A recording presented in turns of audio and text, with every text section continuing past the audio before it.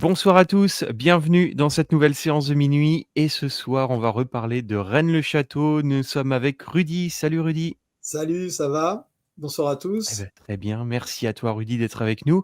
Et on est également avec Mike Aldébaran. Salut Mike. Salut Damien, salut Rudy. Une fois n'est Salut pas Mike. coutume, sur Rennes-le-Château, oui. Et alors ce qui est intéressant, c'est que ce soir on va regarder ensemble donc la fameuse émission Mystère qui a passionné, bon nombre d'entre nous, quand on était gamin jusqu'à, voilà, rendre certains enfin, par exemple, Rudy est devenu auteur grâce à ça, hein, Rudy. C'est ce que vraiment cette émission Ouais, qui c'est t'a c'est poussé, un peu quoi. raccourci, mais disons que je me suis intéressé à cette affaire par le biais de Mystère, ouais. Ouais, Auteur, ouais. c'est venu après, en fait, par la force des choses, mais ah Ah oui, oui, mais oui, non, mais voilà, mais ça t'a quand même malgré tout, ah oui, oui, voilà, oui, tu as écrit des livres sur Rennes-le-Château, car tu as vu cette émission gamin et que ça t'avait vraiment marqué, quoi. Donc Mais ouais, comme c'est Christian chouette. Doumergue et Arcana aussi. Mmh. Ouais, Christian Doumergue, tout à fait, ouais, ouais et Ludovic, effectivement. Donc c'est vraiment une émission qui a marqué, beaucoup de monde. Et toi, du coup, Mike, ton rapport à cette émission, est-ce que tu l'as vue pareil, dans ton jeune âge ou, comment ça Oui, s'est passé? je l'ai vu à l'époque, ouais. Oui, oui, je l'ai vu à l'époque, ouais. Mais moi, je m'étais déjà intéressé un peu à Rennes-le-Château avant, de par les Charivari, tout ça, pas les fanzines, hein, c'était pas Picsou Magazine c'était Charivari, moi. Puis il y avait la De revue Pégase aussi. 73, ça suit de 73, ouais. Puis il y avait la revue Pégase D'accord. aussi qui était éditée, La il me revue semble. Pégase, oui, avec Michel Vallée, ouais, ouais, effectivement. Oui. Mais bon, il y avait très peu OK. d'informations et Non, même après la diffusion de l'émission sur Mystère, il y avait rien. Donc, en non, gros, oui. il fallait même déjà te rappeler que c'était Rennes-le-Château. Moi, ça c'était resté dans un coin de ma tête. Puis un jour, et moi, pendant longtemps, j'ai confondu Rennes-le-Château et Vaison-la-Romaine. Je sais pas pourquoi. Et quand il y avait eu les inondations à Vaison-la-Romaine, j'ai cru que c'était à Rennes-le-Château que ça s'était produit. Ah, je sais pas. Puis un jour, Et oui, je vais à Deux Citres, à Annecy, et je suis tombé sur la clé du mystère de Rennes-le-Château d'Henry Lincoln, qui est un magnifique bouquin. J'en ai déjà parlé plein de fois. C'est mmh, génial ce truc. Et c'est comme ça que c'est parti. J'avais donc le nom et je savais de quoi on parlait. Et après, ben, moi, je me suis passionné. Il y avait la librairie Empreinte à l'époque mmh. sur Internet, donc bah, tu pouvais acheter des bouquins comme ça. Et ça, c'est né vraiment, on va dire vraiment à partir des années 2000. Donc, tu vois, de 92 à 2000, c'est dans un coin, mais t'as pas Mmh. d'informations. Bah, en fait, moi, j'avais été, à Rennes-le-Château tout petit à 4 ans avec mes parents, comme en Ségur ou Argénie, quoi, tu vois? J'avais été tout petit déjà, en fait, mais j'étais tout petit. D'accord. Ah L'initiation ouais. commençait très tôt, du coup. Oui, oui, oui, et oui. Mais parce que tu avais des parents qui étaient passionnés déjà Ah par oui, tous oui, ces mon père était sujets-là? Ah passionné oui. par tous ces sujets-là. Il était passionné par Rennes-le-Château, par tous ces sujets, bien sûr, templiers et oui, bien sûr. Bah, par mon grand-père OK. aussi Guithieu, voilà, qui avait travaillé pour Jean Chomey et Géno Sandry pour des cartes géophysiques, voilà, en D'accord. 76. Donc j'étais déjà un peu dans le bain de tout ça, Ah me oui, oui, ça se depuis comprend, tout ouais. petit, quoi, OK. en fait. Eh ben, écoutez, moi, ce que je propose, c'est qu'on démarre cette émission mystère et on va réagir au fur et à mesure, sur ce que l'on voit à l'image et je pense qu'il va y avoir pas mal de choses intéressantes, à raconter. Est-ce que vous êtes prêts? Mmh mh. Ah oui, Allez, carrément. eh ben, je lance cette émission. Nous sommes dans le sud de la France, dans la belle région de l'Aude. Une région chargée d'histoire, mais aussi de mystère. Car c'est ici que serait caché un fabuleux trésor. Tout a commencé sur cette colline, qu'on nomme la colline envoûtée, et qui surplombe un petit village d'une trentaine d'habitants, Rennes-le-Château. Tu vois, c'est magnifique parce que Indiana Jones. le Oui, décor, il est planté tout de suite. ouais. Tu sais, c'est C'est là marrant parce que je pense qu'ils filment, bah, c'est de l'hélico, mais je pense qu'ils partent de Rennes-les-Bains. Tu sais, Mike, tu peux peut-être confirmer, mais je pense que c'est entre Rennes-les-Bains et Rennes-le-Château, je pense, oui. on voit la forêt et on voit le village et vraiment, mais tu te dis, mais oh, c'est perdu dans la cambrousse, il n'y a rien autour. C'est aussi la voix envoûtée. La voix déjà nous met dans l'ambiance Et moi, ce que je trouve génial, et des de tous les mystères. mystères qu'on a déjà pu traiter, et puis avec ce qu'on se rappelle de ce qu'on a pu voir, c'est l'écriture est toujours excellente. La mise en image et Oui. le texte et c'était vraiment super bien fait. Non, mais c'est vrai que là, c'est fabuleux, puis on a vraiment l'impression, oui, d'un petit village complètement perdu comme ça, avec tous ces arbres autour, comme s'il y avait aucune, civilisation à des kilomètres et des kilomètres et il est Ouais, là perché sur son rocher, puis cette musique d'Indiana Jones, hein, comme tu l'as dit, Mike, Ouais.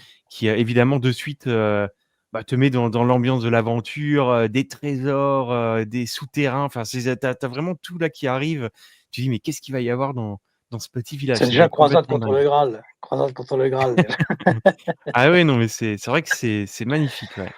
Un village qui reçoit chaque année plus de 20 000 visiteurs venus du monde entier, attirés par la légende du trésor de la Bessonnière. Ça, c'est le diable d'origine hein, qu'on voit. Exact. Et oui. Mmh. Le vrai, puisque celui qu'on voit aujourd'hui, c'est déjà le 3e. Hein. Mais c'est vrai que pour le diable, effectivement, il a été cassé à de multiples reprises, Oui. c'est dommage, hein, de quand tu vas là-bas, de pas te dire: «Ouais, c'est l'original, c'est celui qui était là à l'époque de Saunière». Bon. Alors le corps, oui, en fait, c'est les mains et la Ouais, tête mais qui la ont été tête et remplacés, tout, ouais. ouais, tout a été cassé, reconstruit donc puis il a été cassé il y a pas très longtemps là, c'était quand? Oui. C'était en 2020 je crois, un truc comme ça qu'il Et avait été pendant les recassé? élections, c'était une femme intégriste qui avait saccagé la tête du diable et qui avait cassé aussi l'autel, ouais. Oui. Ouais, c'est vraiment dommage parce qu'aujourd'hui, il est dans une boîte en plastique, hein, il y a du plexi autour donc Il est tu veux comme faire une Merlin, photo enfermé dans sa bulle. Ouais. Ouais, c'est ouais, ça. c'est ça. C'est C'est donc Viviane, elle l'a enfermé. Je suis tout à fait persuadé que la Bessonnière a découvert, sinon un trésor, du moins un magot d'une certaine importance. Je suis persuadé, mais il s'agit d'une conviction intime, hein, je ne peux en aucun cas la démontrer aujourd'hui, qu'il reste quelque chose. Mais ce quelque chose, est-ce que ça provient du trésor de la Bessonnière ou est-ce que ça provient d'un autre dépôt, d'une autre nature? Là est la question. Mais du coup, il ouvre 2 pistes en fait. Est-ce qu'il y a un trésor à Rennes-le-Château ou est-ce qu'il y a quelque chose de plus grand ailleurs? Déjà, mmh. qu'on présente Jean-Pierre Montel, qui est le deuxième à avoir écrit après Gérard de Sète sur Rennes-le-Château. Nouveau trésor à C'est Rennes-le-Château, ça, 74. en 1974, et c'est le premier livre qui est écrit en dehors de la sphère plantardienne. Hein, on est C'est bien ça. d'accord, voilà. Exactement. Alors c'est un livre qui est génial, Mike, je sais pas, tu me contrediras ou pas, mais Ah oui, oui. Oui. c'est un livre qui pose déjà toutes les bases de ce qui va arriver après. Mhm. C'est-à-dire même jusqu'à ce que moi j'ai pu écrire et jusqu'à aujourd'hui. Et c'est génial cette vision d'ensemble dès 74. Alors, je ne sais pas où Jean-Pierre a réussi à choper une telle ouverture d'esprit et d'ouvrir autant de pistes. Mais c'est un livre qui mérite d'être relu aujourd'hui avec le recul et de se dire waouh, ouais, mais en fait, voilà, il y a tout. Mais il a vu beaucoup de choses avant les autres. Hein. Ça a été oublié que c'était lui qui avait vu par exemple, le deuxième chemin de croix. Il avait parlé déjà à l'époque. Ouais. Ce genre de choses. Hein. Il y a des choses dont il. Et puis la dalle, mais on en reparlera après de la dalle. C'était lui aussi. Et alors là, du coup, on voit la Bessonnière. Est-ce que c'est son vrai portrait d'ailleurs? Non, ça c'est son frère Alfred. C'est Alfred, ouais. Mmh.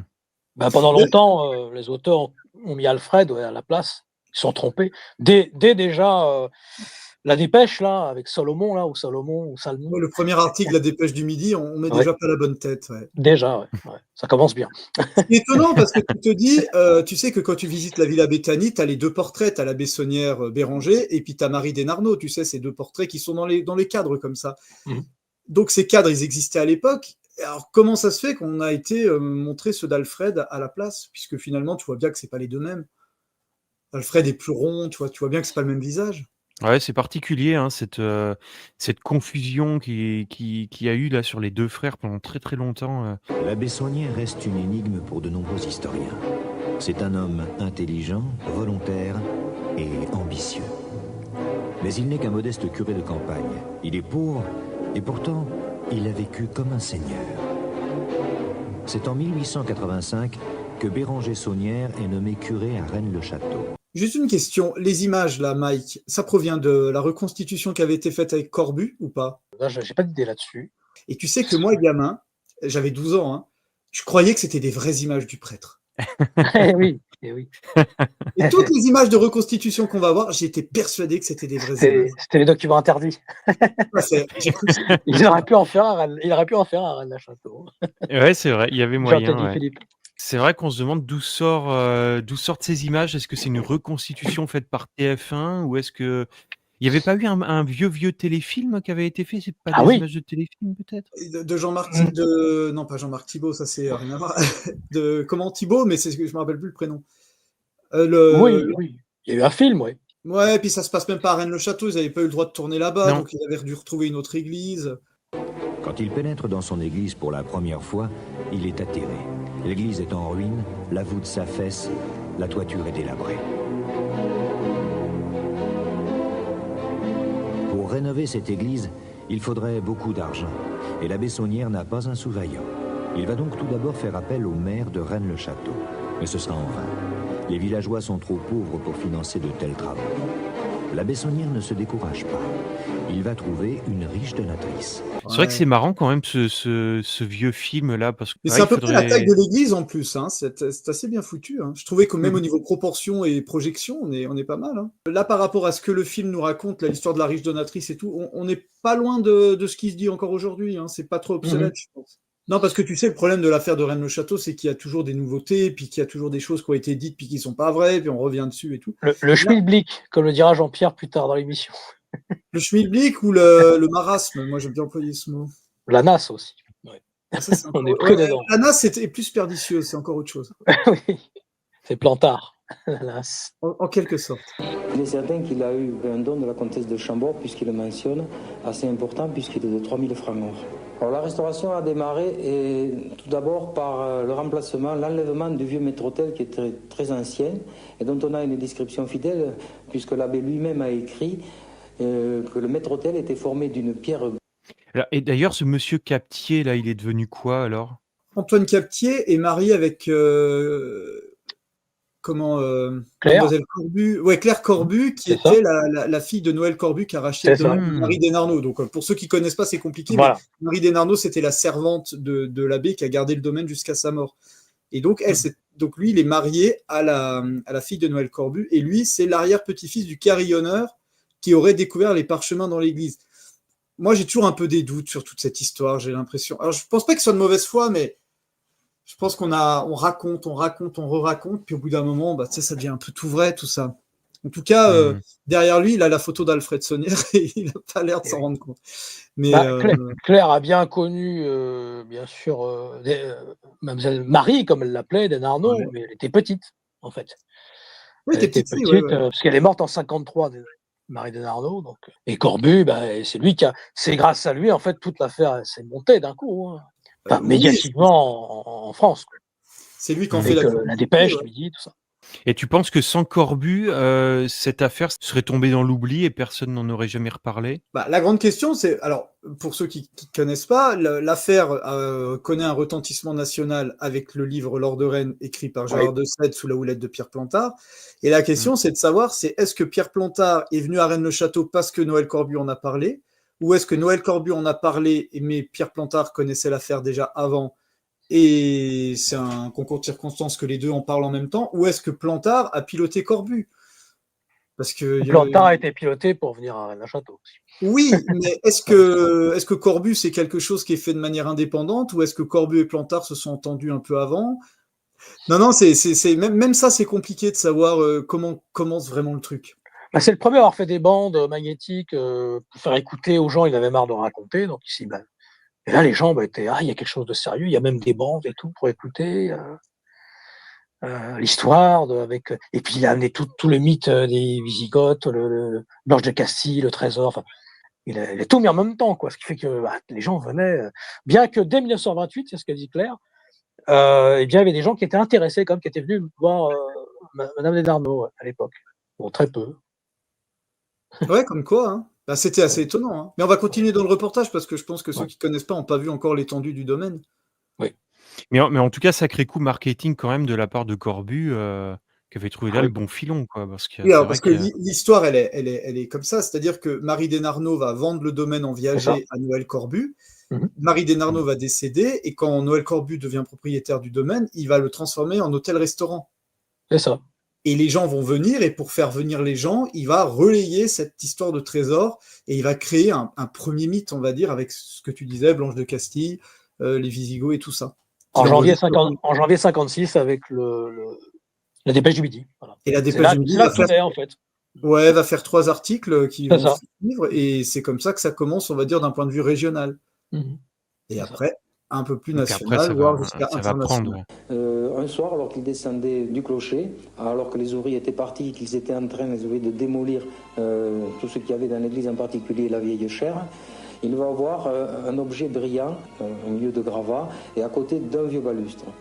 Alors il s'en approche, et je suppose qu'il a dit Macarel Kezako, puisqu'il a vu que c'était effectivement une fiole qui contenait un petit bout de papier à l'intérieur. Alors ça, on peut toujours le voir, hein, je crois dans le musée, on voit ce balustre-là avec le petit trou à l'intérieur. Est-ce qu'il est Ouais, mais d'origine ou pas? le trou a été rajouté Ah, ça a et été rajouté. ouais, parce que regarde, si tu regardes dans le reportage, même là avec l'image fixe, tu te rends compte qu'en fait, il y a absolument pas de trou, c'est simplement un morceau de bois manquant et il va faire coulisser le morceau de bois dedans. Mais une fois que tu as mis le bout de bois, tu peux pas mettre la fiole. Il n'y a pas de trou. Et par contre, dans le musée de Rennes-le-Château, à l'heure d'aujourd'hui, ils ont creusé un trou dans le pilier pour mettre la fiole dedans, pour que les gens voient ce qui n'était finalement pas visible à l'époque. Donc en fait, il y a une polémique avec cette histoire de pilier creux. Le pilier creux de l'hôtel, on est d'accord. Mike, je pense que tu es d'accord. Ouais. De toute façon, il y a une niche, donc on peut la voir aujourd'hui. Mais le pilier en bois, mais moi j'ai entendu dire que c'était même pas une pièce de l'église, que c'était une pièce qui avait été achetée chez un antiquaire à l'époque. C'est possible, il y a cette piste-là, oui. Moi, je pensais vraiment que c'est un vrai pilier, quoi, dans le musée. Alors c'est un vrai pilier, mais est-ce que c'était Ouais, réellement mais c'est pas celui de Rennes-le-Château, quoi. Ça peut ne pas être ça, mais en tout cas, ce pilier en bois ne peut pas contenir une fiole à l'origine. Voilà, c'est ça qui fait. De porter sa découverte à la Bessonnière, où il attend probablement une réponse, mais la Bessonnière lui dit évasivement, ce sont certainement des reliques, ça n'a aucune importance. Et à partir de ce jour-là, la Bessonnière, donc, ne parlera plus jamais, malgré les quelques approches qu'a essayé de faire mon arrière-grand-père, de cette trouvaille. C'était pour lui des reliques au point final. Mais mon arrière-grand-père n'était pas dupe, je crois, puisqu'il a toujours dit chez nous, c'est grâce à moi que la Bessonnière est devenue riche. C'est-à-dire donc c'est à partir de là que la Bessonnière va entamer ses recherches et qu'il va trouver 2 jours plus tard la fameuse dalle dite des chevaliers. Donc en gros, ça veut dire qu'il trouve donc ce document dans la fiole qui l'emmènerait à chercher du côté de cette fameuse dalle, en fait? Ou c'est Ouais, c'est c'est pas ça. lié? Ouais, d'accord. Donc en fait, par ce papier, il apprend qu'il y a quelque chose d'autre caché quelque part. Enfin, en gros, on peut imaginer ça, quoi. Oui, il y a plusieurs versions, mais la plus Ouais. commune, c'est celle-ci, ouais.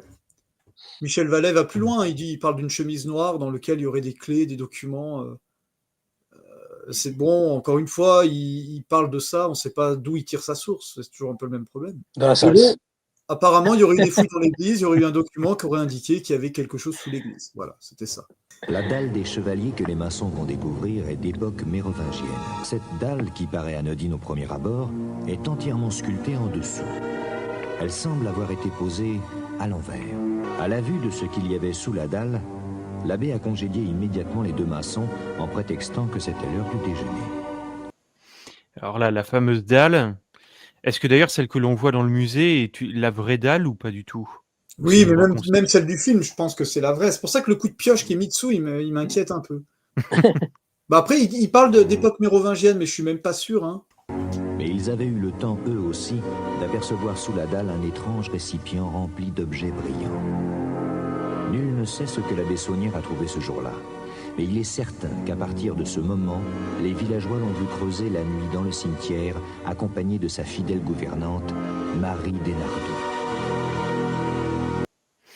Bon, il y a quand même vraiment tous les éléments d'un bon film d'aventure, là, c'est incroyable quand même, hein. Donc entre tout ce qu'il trouve, plus maintenant la dalle, et puis aller fouiller dans le cimetière, enfin c'est Ah, mais la mise en image, elle est magnifique en plus. Hein. ah mais c'est très chouette, ouais, c'est très, très chouette. Ouais. Moi, je comprends pas que ça a pas été réutilisé d'ailleurs, pour faire une adaptation plus moderne, en fait, de cette histoire de Rennes-le-Château. Moi, je trouve qu'il y a vraiment le potentiel d'un super film, quoi. Surtout au moment où était sorti, le film, The Da Vinci Code et tout ça. Tiens, peut-être qu'il y aurait eu moyen là, à ce moment-là, de faire autre chose, mais ça a pas été fait, quoi. Bah, depuis l'Heure du Diable en 89, c'est vrai qu'il n'y a pas eu de film Ouais, il y a rien. majeur, on va dire. Enfin, il n'y en a pas eu du tout. Non. Ah, il y aurait moyen Et puis pourtant. Et ah oui, il y bah a ouais, moyen. c'est clair. Mais surtout dans la période Da Vinci Code, là, ça aurait Bah été oui, il un n'y a que carton la total. bouteille de vin de Oui, Da Vinci ouais, Code qu'on voit. Et c'est c'est tout. vrai. Oui, La fameuse bouteille de vin avec la tour Magdala, ouais. Le c'est nombre ça. de personnages quand même. Hein. Oui, il y a Comment Saunière aussi, je crois, au début, là, il y a un Oui, qui gars qui est s'appelle tué, oui. Saunière. Le directeur du musée, ouais. Voilà. Ouais. Ouais. Une nuit, l'abbé va trouver une stèle où est gravée l'épitaphe de l'épouse du seigneur de Rennes-le-Château. Mais cette épitaphe comporte des anomalies étranges.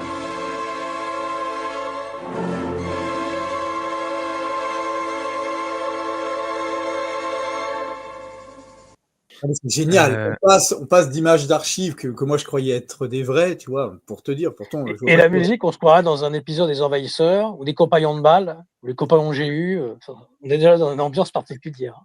Ah bah là, la Et- musique, ça fait un peu film de la Hammer, tu sais, en plus c'est en noir et Oui, blanc. ouais, les Hammer. Ouais. Il manque que la momie qui sort du truc, Ça, tu je pensais sais. aux Compagnons de balle, ouais. Parce que c'est très ancien aussi. Mais la Mm. transition, elle est parfaite hein, entre les images d'archives et là, par contre, elle est vraiment en mousse, la stèle. Ouais, ouais. Donc, c'est génial, puisqu'en fait, tu passes d'une histoire un peu légendaire à la réalité de cette stèle qui est là devant toi. Ah, t'es gamin, tu vois ça, mais même moi, ça me le fait encore en le voyant aujourd'hui, tu vois. Tu te dis, ah, quand même. Nous avons reconstitué la dalle de la marquise de Blanchefort, dont on constate à première vue que le graphisme est presque incompréhensible sur la tombe d'une dame de haute naissance. Si on pose comme hypothèse de travail que le T signe le trésor, on a d'autres possibilités que de suivre les autres T pour voir s'ils se trouvent en place. Celui-ci est correct. Celui qui devrait se trouver dans le mot Haute-Poule a été effacé, ou plus exactement, il manque. Celui de Blanchefort est à la bonne place. Celui du mot 7 a été décalé pour prendre la place qui logiquement revenait à la lettre P. Quant au dernier, il se trouve dans un mot fabriqué de toutes pièces qui est le mot catin, par glissement et césure au mauvais endroit du mot requiescat. La césure devrait donc se trouver ici. Et nous avons l'interprétation évidente qu'apparaît. Le trésor n'est pas ou n'est plus chez les Haute-Poules, absence du T. Il a été déplacé. Il se trouve au milieu du mot catin, qui nous renvoie au mot latin catinum, qui signifie grotte ou caverne. Alors, c'est Oui. génial. Le décodage, il est génial. C'est le premier à avoir fait le décodage, en 75 d'ailleurs. Jean-Pierre. Ouais. Non, alors, bah après, on a une petite interview de Jean-Pierre qui a eu la gentillesse de nous faire. Il va expliquer d'où ça vient et tout. Mais moi, ce qui me fascine dans ce décodage, c'est que, bon, finalement, je suis pénible avec ça, mais ça t'amène à rien. Ça te dit simplement que le trésor a été déplacé dans une cache. T'as rien gagné avec ça. Tu vois, c'est tout le problème. C'est génial, c'est enchanteur, c'est tout ce que tu veux. Mais bah, là, il est dans une cache. Bah ouais, bah, tu la trouves. Ouais, c'est vrai qu'on n'en sait pas plus. Ouais. On en sait pas Quelle plus. cache, quelle grotte. Qu'est-ce qu'on a appris en fait dessus depuis le temps, puisque là, ça date un peu ce documentaire. Mais depuis, est-ce que c'est toujours resté pareil? Le décodage est resté le même? Est-ce qu'on a eu de nouvelles informations? Comment? Moi, j'avais proposé quelque chose qui allait dans le sens de ce que je démontrais, mais après, c'est toujours pareil. Hein, quand tu fais des décodages, ça t'amène. Bon, ça m'a amené à quelques points qu'on va retrouver après dans mes autres écrits. Déjà, c'était de savoir si cette stèle, elle existait ou pas, puisque je ne sais pas si ça va être dit dans le reportage, mais cette stèle, elle a jamais eu d'existence physique. On l'a jamais vue, personne l'a vue, puisque la légende veut que la Bessonnière l'ait totalement effacée. Donc voilà. Mais il y avait eu un relevé qui avait été fait par la CESA en 1905, c'est ça? Et c'est une petite brochure là comme ça. Enfin, en fait, la CESA faisait des excursions et les regroupait dans un gros manuel et de temps en temps faisait des tirés à part. Bon, c'était comme ça à l'époque. Puis après, ils étaient archivés. Et en 1906, il y a un tiré à part qui va apparaître sur cette excursion à Rennes-le-Château où est évoquée cette stèle. Et il y a le dessin de la stèle qui est inclus dans ce tiré à part de 1906. Et cette figure de la stèle telle qu'elle est reproduite, bah, c'est celle qu'on voit à peu près partout et qu'on va retrouver aussi dans les documents de Plantard. Et des fois, elle est un petit peu différente, elle a quelques formes un peu différentes. Et donc, ce dessin, il existe bien dans ce tiré à part de 1906. Mais la stèle en elle-même, on ne sait pas où elle est. On ne sait même pas si elle a existé ou si c'est juste un dessin qui a été rajouté. C'est ça, ouais. Mais voilà, donc là, ce que tu vois, la reproduction en mousse est faite à partir du relevé de la CESA, voilà. Donc on n'a jamais retrouvé du coup cette fameuse stèle. Donc elle est Non. possiblement, ça se trouve, elle a été inventée toute pièce alors. Oui. Oui, mais alors en 1906, à ce moment-là, à l'époque où il y avait encore les prêtres, et pas à l'époque plantardienne, plus tard. C'est pas une mystification, si tu veux. Il y a quoi qu'on en dise, un dessin d'origine en 1906 de cette stèle. La légende veut que ça soit la Bessonnière qui l'ait détruite, pour pas laisser le message à d'autres, alors qu'elle a été relevée par la CESA avant. Et d'ailleurs, il y a une des photographies de la stèle qui provenait d'un dossier d'archives de Pierre Plantard, déposé à la BNF, le dossier Le Cercle. C'est vrai. Qui a été repris après dans le Pégase numéro 5, mais plus tard, pas à l'époque. Tu veux parler de la photographie quand la stèle est brisée? Oui, voilà, c'est ça. Ouais, c'est celle-là. Ouais. Okay. Oui, ça fait partie de toutes ces pièces, on ne sait pas trop comment les articuler, on ne sait même pas si c'est vraiment lié à quelque chose. En tout cas, il y a René Descaillès, Descadellas, pardon, qui est aussi dans la partie, tout ça aussi. Oh, mais lui, il était pas de la bande de Plantard, apparemment il le connaissait quand même. Mais ouais, c'est tout le problème de cette histoire, c'est que les pièces sont là, on ne sait pas d'où elles viennent vraiment. Donc tout ce qu'on peut attester, c'est qu'en 1906, le dessin de cette stèle existait. Et qu'il existe, bah, c'est celui qu'on voit partout. Voilà. Et que la stèle en mousse est faite à partir de ce dessin. Et ce serait Dr Marty qui l'aurait enlevé du cimetière, en fait. Et qu'elle serait à Carcassonne dans un jardin, c'est ce qu'il se dit. Ouais, exactement, c'est ça. Voilà. Bon, bah, faut faire tous les jardins de Carcassonne. Avec un drone, c'est faisable. Ça prendra du temps, mais bon. Dans son journal intime de 1892, l'abbé note « Jeudi 21, découverte d'un tombeau ». Et à partir de ce moment-là, il se lance dans les travaux et dépense sans compter.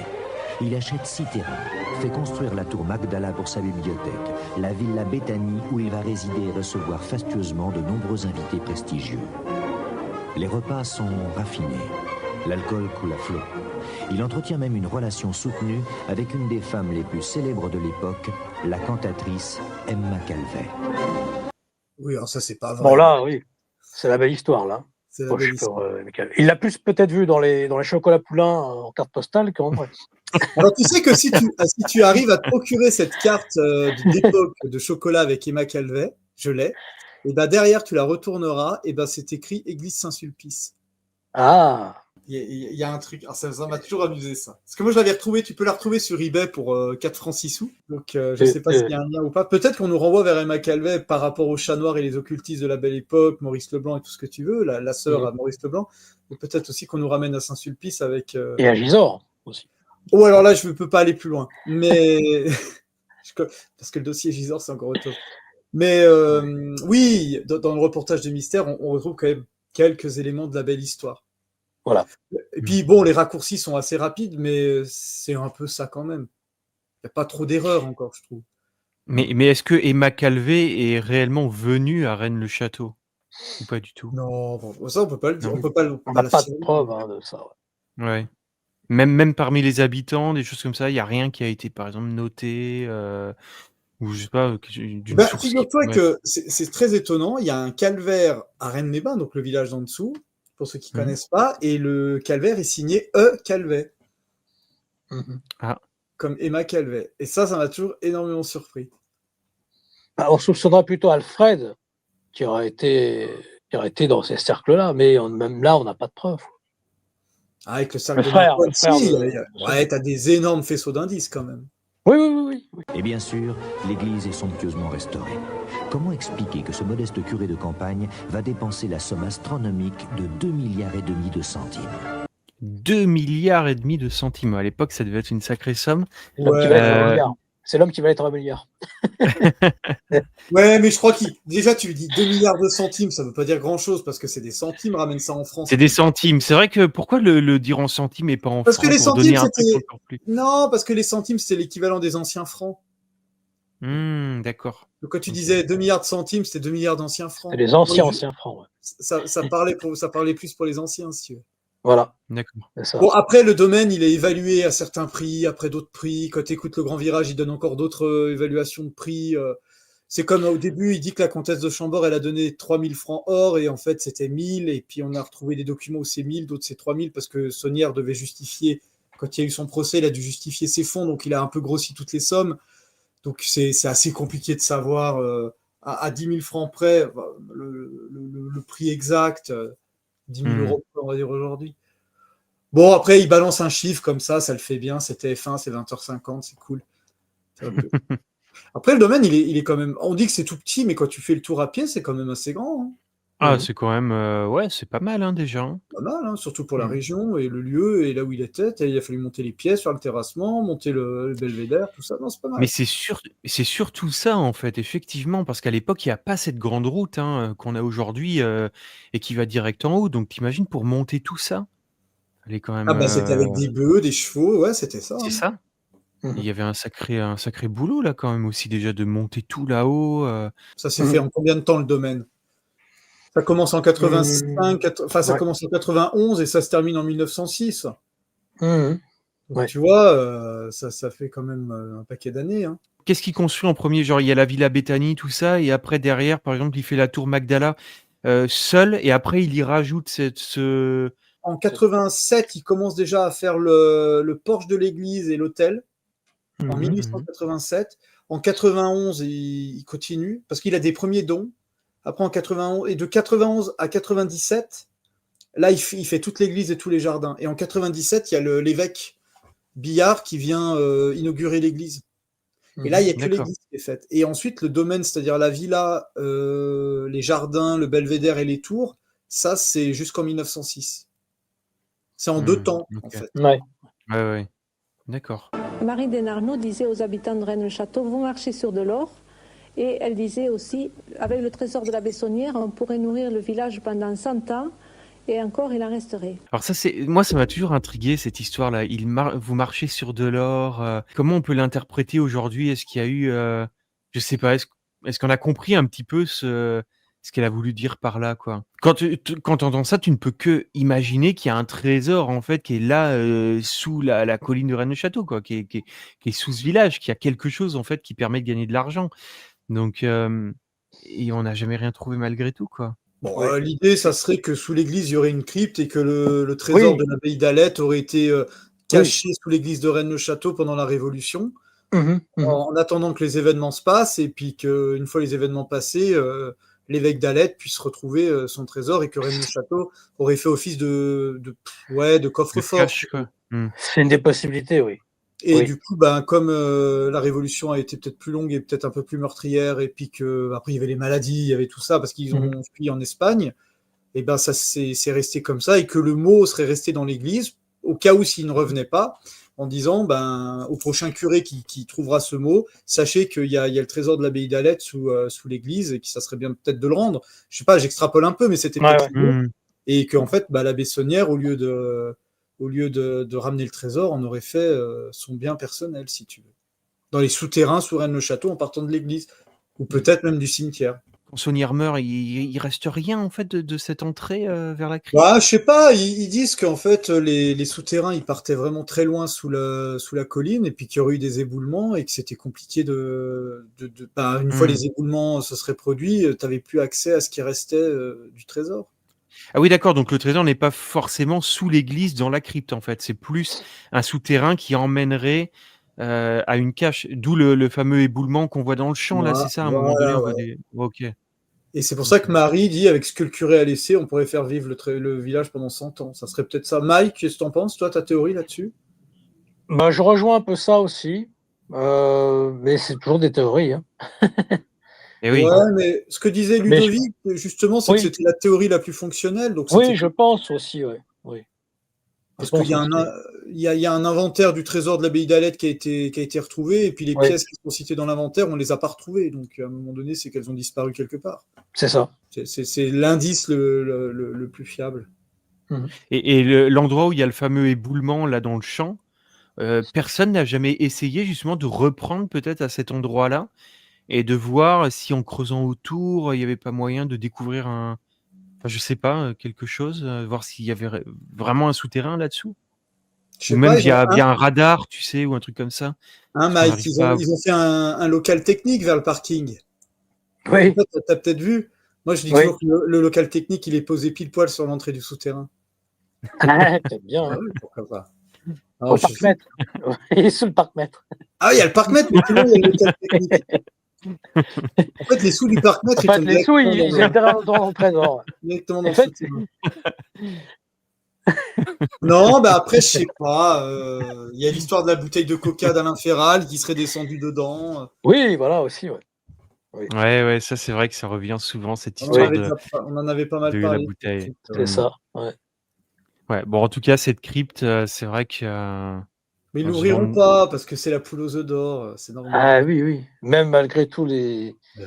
Tu l'ouvres et tu l'ouvres et tu trouves quoi? Tu trouves une vraie crypte du Moyen Âge, c'est génial, c'est clair. Mais tu tues l'œuf, enfin tu tues la poule aux œufs d'or, il faut pas le faire. et dans la période où Marie était encore dans le domaine et cetera, c'est ça moi qui m'intrigue beaucoup, c'est que personne n'est descendu dans cette crypte, enfin personne Mais n'était au courant de cette crypte-là? si, mais ils ont rapporté que Marie était très pieuse et que c'était un trésor d'église et qu'elle, elle n'y touchait pas. Oui, mais pourquoi personne n'y est descendu, à cette Bah époque, tu vois? après, je crois que ça a été plus ou moins rebouché, puis après, il y a eu les éboulements, donc après, il y avait une inaccessibilité de fait. Et imagine que Marie Desnarnaud n'ait jamais dit cette phrase, que c'est simplement Corbu, qui était Ah, romancier, qui a inventé cette phrase. ça, c'est pas Eh impossible oui. non plus, Et ben, une effectivement, fois que tu enlèves cette phrase, bah, t'en enlèves beaucoup, hein. Mhm. Mmh. Parce que Noël Corbu avait écrit Le Mort cambriolé, et je peux te dire que c'est un roman, il en a écrit qu'un, et ce roman est super bien. Il écrivait très très bien, Ouais. il savait mener une intrigue, hein. Donc il avait un certain talent dans l'écriture et dans l'imagination, hein. Donc si tu veux dire que, tu sais, il suffit simplement de dire vous marchez sur de l'or et voilà, les fouilles sont interdites, ça fait venir. Bah voilà, tu vois, c'est. C'était le mort cambrioleur. C'était en 43. Ouais, Le Mort cambrioleur, ouais. Ah, c'est génial comme bouquin, ça. Parce que c'est Arsène Lupin cambriolé, là. C'est Ça, c'est encore autre chose. un autre, voilà, un autre livre. C'est pas un très bon livre, mais on peut au moins caler un meuble avec. C'est l'avantage. Ouais, mais oui, effectivement, ouais, c'est vrai que, on peut imaginer que Corbu ait peut-être, raconté quelques petites choses comme ça pour, attirer encore plus l'attention, ouais, effectivement. Après, le problème, c'est que si tu commences à dire qu'il a pas, tu vois, ça veut dire que tu remets en cause ce que dit Claire Corbu, mais elle était enfant, elle l'a sans doute pas entendu, elle a peut-être entendu son père en parler, ainsi de suite. Puis tu remets un peu en cause la bonne foi des gens, donc c'est toujours un petit peu gênant parce que sans doute Claire Corbu le dit de totale bonne foi, parce qu'elle l'a sans doute entendu de son père, mais son père a très bien pu l'inventer dans un but mercantile, même si c'est pas péjoratif. Mais c'est vrai qu'à partir du moment où tu enlèves ça, bah, tu enlèves déjà beaucoup de choses. Mais bon. Ouais. Ça reste un champ d'hypothèse. Voilà, tu vois, c'est ça qu'il fallait faire dans le jardin de l'église, tu vois? Mais ils l'ont fait, hein, t'inquiète pas, avant que les fouilles soient interdites, ils y allaient à la dynamite. Hein. Ouais. Charroux et tout. Et c'est par tous les moyens qu'encore aujourd'hui, on cherche le trésor. Le mec, il y va, il a la clope, tu sais. Là, on est sur un coup super, là. On peut pas vous le dire. Dans une affaire comme ça, je crois que le mieux, C'est le marquis de Blanchefort. C'est le marquis de Blanchefort. Non, mais bon, moi j'ai eu l'occasion de le, je le connais, enfin je l'ai. Oui, bon, on le connaît tous, ouais, quand. On le connaît tous. Il est Oui. génial. Et un jour, je le vois, bon, on a discuté et tout, puis je lui ai demandé quand même, je lui ai dit, mais dans Mystère, qu'est-ce qui s'est passé, machin et tout. En fait, Mike, peut-être tu connais l'histoire, mais moi, il m'a dit, bah, en fait, c'est la prod qui nous a dit de faire péter un coin dans un champ et puis de jouer la scène. Ah oui? Ah oui, d'accord, ouais. Bah, tu vois bien qu'il creuse comme ça, c'est du bon boulot. Oui, c'est vrai qu'il y a, ouais. On est sur un, en plus, il dit bien, on est sur un coup là. Non, mais moi je me rappelle parce que en le quittant et en le saluant, tu sais, avant de quitter la salle du restaurant, j'ai été le voir, j'ai dit, tu sais, je suis sur un grand coup, hein, mais je peux rien dire. Elle est mythique cette phrase aussi. On est sur un grand coup, on peut rien dire. dans une affaire comme ça, je crois que le mieux, c'est de travailler l'intuition. Et travailler l'intuition, c'est peut-être regarder une carte topographique, les courbes de niveau, un certain nombre de signes conventionnels de la carte, et essayer arbitrairement de relier entre des points qui, en principe, n'ont pas forcément de connexion. Et on a un certain nombre de chances, à partir de là, de voir se dessiner des pistes. Une fois qu'on a ces pistes, on peut en dérouler certaines, et il arrive que certaines de ces pistes nous amènent à des choses intéressantes. Tu vois, le reportage, il est de 92, mais tout le passage que dit Jean-Pierre, je l'ai repris dans mon dernier livre. Toute son explication. Non, il avait compris beaucoup de choses, déjà. Je l'ai repris entièrement parce que la démarche, elle est assez bonne, si tu veux. Du coup, ça va nous amener à la suite. Pour beaucoup de chercheurs, La piste commence dans l'église où l'abbé Saunière a installé un étrange bénitier et une inscription. Par ce signe, tu le vaincras. L'abbé nous indique-t-il ainsi que par les signes de croix, le trésor peut être trouvé? Il est certain que ce bénitier présente un phénomène magnétique étrange. Si l'on place une boussole au pied des statues, on s'aperçoit qu'elle indique 3 directions différentes. Est-ce que c'est vrai ça, Rudy? Oui, mais ça s'explique. Parce qu'en fait, le bénitier est structuré par... En fait, il y a des barres en fer dedans qui le tiennent.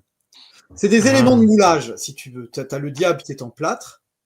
Tu sais, c'était les statues de Giscard. Non, c'est de la terre cuite. Tu as le diable, tu as le bénitier, et ensuite tu as les anges qui sont dessus. Mais c'est des blocs différents. Et ils sont assemblés, et il y a des barres en fer qui les tiennent dans le mur. D'accord? Sorte comme du béton armé, en fait. Alors, Donc la ferraille qui est dedans va faire bouger l'aiguille de la boussole. Ah oui, c'est interfère. Ok, Donc, d'accord. ça veut dire que le phénomène, il existe. Il y a là, c'est pas truqué. Hein, il n'y a pas un mec de TF1 avec un aimant qui est caché derrière la nana ou le mec, je sais pas ce que c'est. Et donc, il y a bien un phénomène. Mais est-ce que c'était voulu dès l'origine? Peut-être, hein, puisque les boussoles existaient à l'époque. je suis assez partisan de ça aussi. Alors, par contre, je voulais dire, par ce signe, tu vaincras, pas le, c'était la maxime légitimiste du cercle de Narbonne Ah ouais. aussi. Oui, in hoc invinces, ça. Hein. Ouais, c'est ça. Ouais, donc ça nous ramène Qu'on encore. retrouve à Rennes-les-Bains et qu'on retrouve sur le porche de l'église aussi. Cercle de Narbonne où il y avait le frère de l'abbé Saunière qui était. Alfred, ouais. Voilà. Et on peut retrouver l'émission avec Christian Doumergue chez toi, Damien, où il développe tout ça. Suivons cette direction en ligne droite. La première croix que nous rencontrons est celle du Calvaire, à la sortie de l'église de Rennes-le-Château. Si nous continuons dans cette direction, sur quelques kilomètres, nous allons atterrir dans un autre village, Rennes-les-Bains, juste à l'endroit où se trouve le cimetière, précisément sur une tombe qui est marquée bizarrement d'une flèche. Oh merde, c'est pas possible. C'est incroyable. C'est incroyable de relier 2 croix. Sans forcément aligner les croix quand il n'y a que 2 points, tu peux faire une droite. Non, mais tu te rends compte comme c'est génial comme reportage. C'est-à-dire que les mecs qui sont sur le calvaire de Rennes-le-Château, ils vont tracer une ligne. Bon, je pense qu'ils l'ont tracé au préalable, mais tu pars là et tu dis on va suivre cette direction et comme par magie, on tombe sur une autre tombe avec une croix. Mais c'est fabuleux. Alors, tous ces trucs-là existent. Hein. La pierre tombale est réellement fléchée.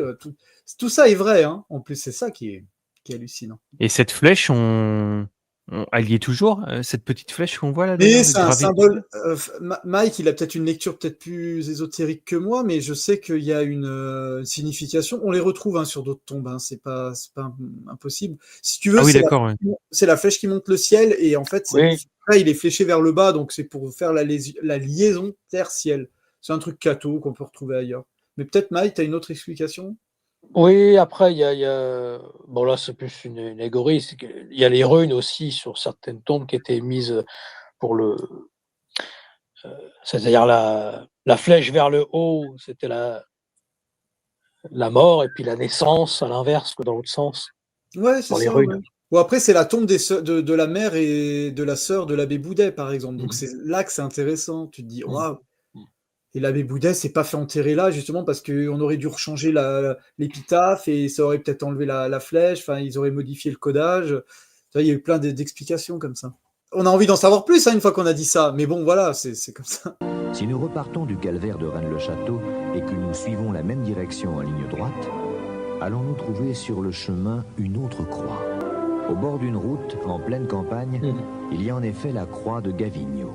Qu'est-ce qu'elle a de particulier? J'ai jamais été la voir. Moi, elle m'a toujours intrigué parce que voilà, on la voit dans le reportage, mais elle a quelque chose, non? Il y a un N et un S dessus, non? Le fait est qu'il y a aussi cette histoire du I, du 7 qui semble être joint, tu sais. Oui. C'est un code, voilà, en fait, qui forme la lettre M, en fait.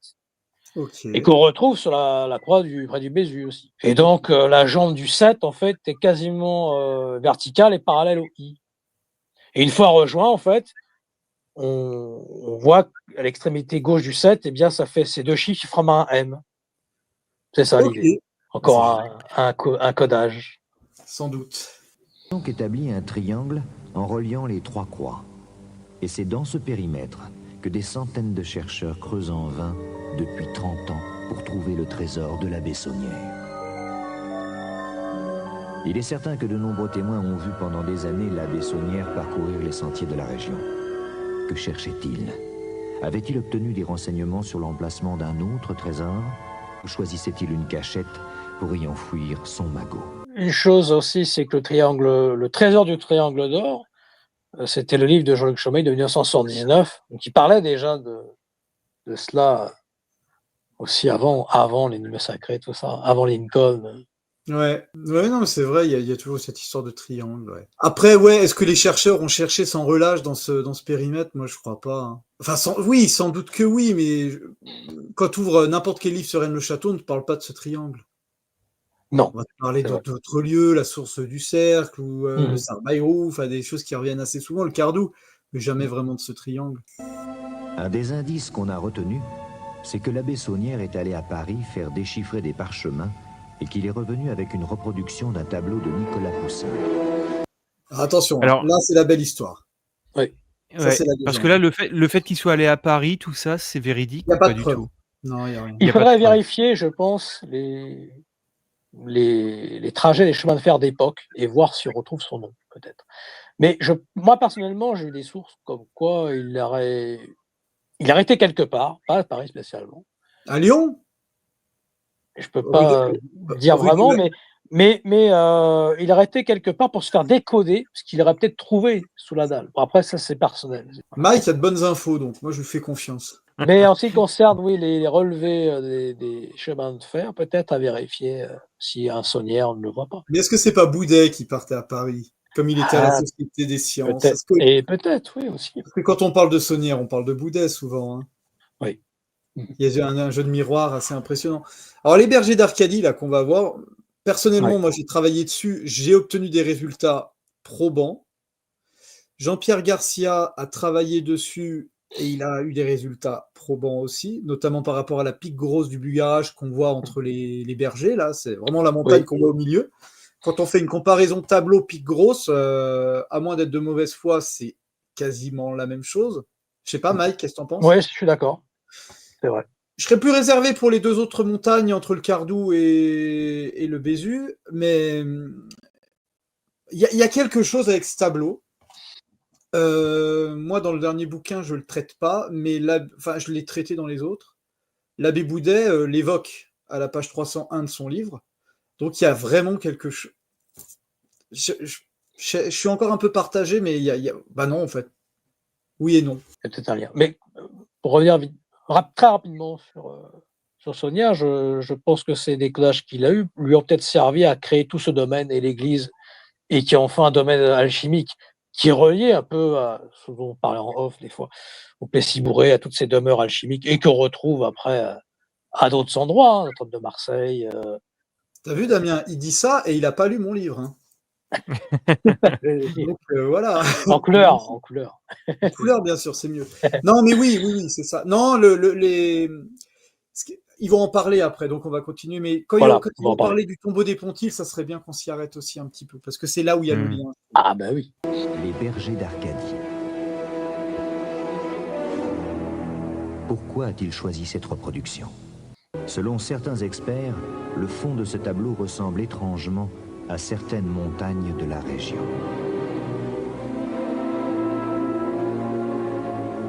Et le point d'où l'on peut voir ces deux montagnes se situe au lieu dit le tombeau d'Arc. Ce tombeau d'Arc est en ligne droite avec la croix de Rennes-les-Bains et celle des Gavignons. Je pense qu'ils n'ont pas montré le tombeau d'Arc tel qu'il était à l'origine parce que ils ont peut-être pas pu choper quelqu'un qui avait le document, qui avait la photo parce qu'il a été démonté en 1988. Ouais. Mais le tombeau qu'on voit est un tombeau qui a été, je crois qu'il a été construit en 1905. Hein. C'était le maçon Bourrel qui l'avait construit, c'est ça, Mike? Je crois, ouais. Ouais, puis c'était Laurence qui l'avait repris, l'Américain là, qui l'avait repris pour enterrer sa grand-mère, ses chats, tout ça, il les avait momifiés. Et donc, tu as vraiment ce tombeau qui a exactement la même forme que celle du tableau. Oui. Donc, le tableau est plus ancien que le tombeau, si tu veux. Mais moi, j'ai toujours pensé que le tombeau des Pontiles avait été là pour faire comme un bornage, pour dire c'est l'Arcadie commence ici. Tu vois, voilà, vous avez le tombeau des bergers d'Arcadie, l'Arcadie commence ici, et derrière, tu as le Bézis, en fait. Et puis t'as le Cromlech, voilà, de Rennes-les-Bains. Et puis t'as le menhir des Pontils qui est pas loin non plus. Et voilà, mais les Pontils, où on peut le relier au 17 janvier avec la Ligue avec Sirius et tout ça. Ouais. Nous allons donc agrandir le triangle et joindre le tombeau d'Arc à Rennes. Mais c'est quoi ce truc creusé là dans la roche? Ça, c'est les fondations du château de Blanchefort. Hein, Mike? T'as été là-haut? T'es monté? Oui, je suis allé, ouais. Moi, j'ai jamais été. J'ai pas vu le marquis, mais j'ai été. Eh ben, le marquis qu'on a vu tout à l'heure, qui dit qu'il est sur un gros coup mais qui peut rien dire, eh ben, il est propriétaire de ce domaine. C'est ça. Voilà. Ah, d'accord, ok. Voilà. Le château.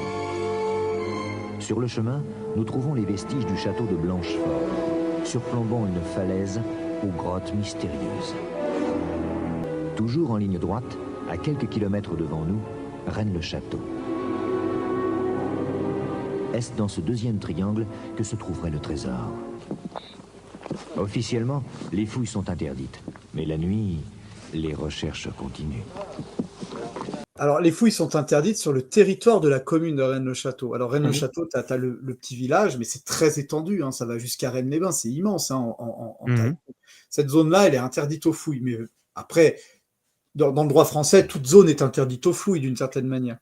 Et il faut savoir pourquoi, parce que c'est vrai qu'il y avait des dynamitages par Charroux à l'époque. Le premier qui a écrit sur Rennes-le-Château, Trésor du Monde, en 62. Et parce que, pour pas faire d'amalgame, on a dit qu'en 1974, Jean-Pierre Monteil écrit le premier livre sur Rennes-le-Château hors la sphère plantardienne, on va dire. Le premier livre, c'est l'Or de Rennes. Et après, tu as quelques trucs qui sont sortis. Et ce que dit Mike est totalement juste, mais c'est dans Trésor du Monde, il y a un petit passage sur Rennes-le-Château. Voilà, donc en fait, Mike a raison dans le fait que le premier écrit qui arrive, c'est Trésor du Monde. C'est 62, non? C'est quelle année? 62, ouais. C'est marrant parce qu'on est à la même période que Chérizet et Plantard aussi, 62. Bah, il paraît qu'ils étaient copains, toi t'en sais peut-être plus, mais... Ben, on a la même époque des réseaux gaullistes. Alors là. Ouais. Et puis il y a cette histoire d'Alpina aussi en 54 avec, ça c'est avec Paoli. Matteo Paoli, qui parle de cela. On en parlera de ça plus tard. Donc on sent qu'il y a une mouvance quand même déjà avant que l'affaire ne sorte. Oui, parce qu'en 62, quand il parle de Gisors, Plantard et Chérizet, après il y a les fouilles qui sont faites à Gisors, puis on les revoit à Rennes-le-Château après, comme s'ils n'avaient plus le droit de parler de Gisors, peut-être. Peut-être. Oui. Mais je crois que notre ami Jean-Patrick Pourtal nous prépare un bon bouquin là sur les Templiers et l'érection. Donc, je crois qu'il a bien fouillé le sujet, donc ça va être intéressant à lire. Et alors, il faut savoir qu'il y a eu, comme il y a eu des batailles quand même entre chercheurs à l'époque dans les années 60 de Charroux. Ils sont gentils. Et il y a eu un mort, un clandestin, il était enterré, hop, terminé. Allez, c'est fini. Ah ouais? Ah ouais, il y a eu un mort, ouais. C'est pas trop sûr. Mais mort de quoi? Il a été tué par les autres? Il a été tué, ouais. Mais comme il n'avait pas de papier, il n'avait pas de... Voilà, ils l'ont terminé. Ah ouais, ça... Ah ouais. Okay. Sympa l'ambiance, hein.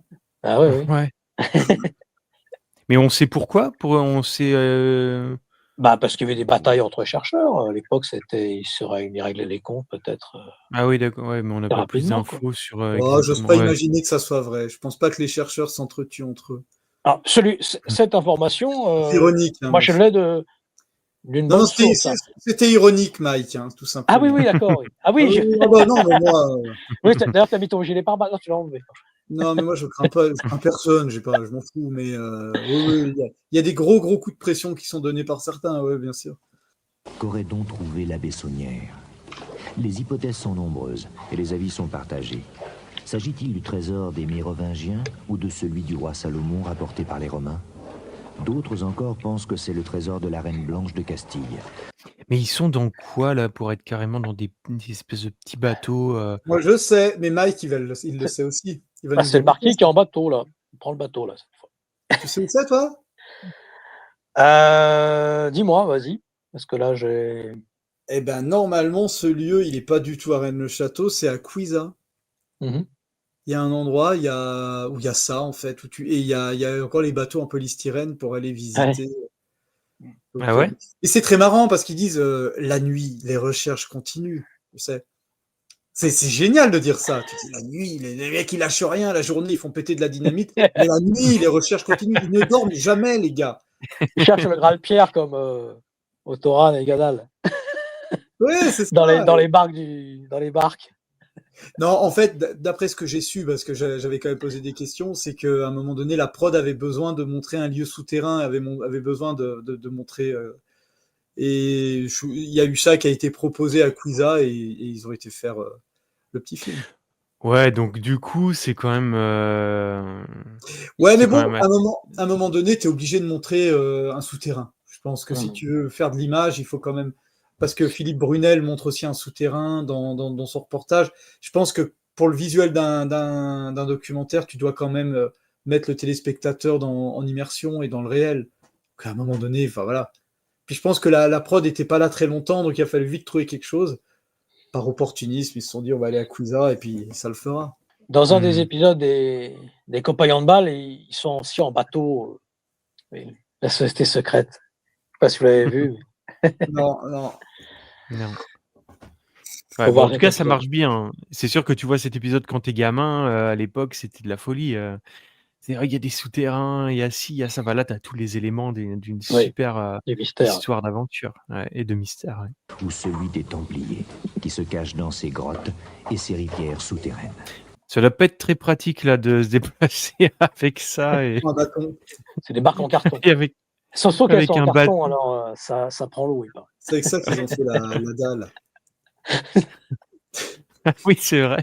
Il y a tout qui flotte, en fait. Après 30 ans de recherche, je pense effectivement que ce trésor existe toujours, et s'il existe toujours, il est bien là. Non, attends, mais pause. Ce monsieur Chatillon, Mike, c'est qui? Parce que ça fait 30 ans qu'il cherche, moi j'ai jamais entendu parler de ce monsieur. Bah, je connais pas plus que ça, non. Ouais, bon.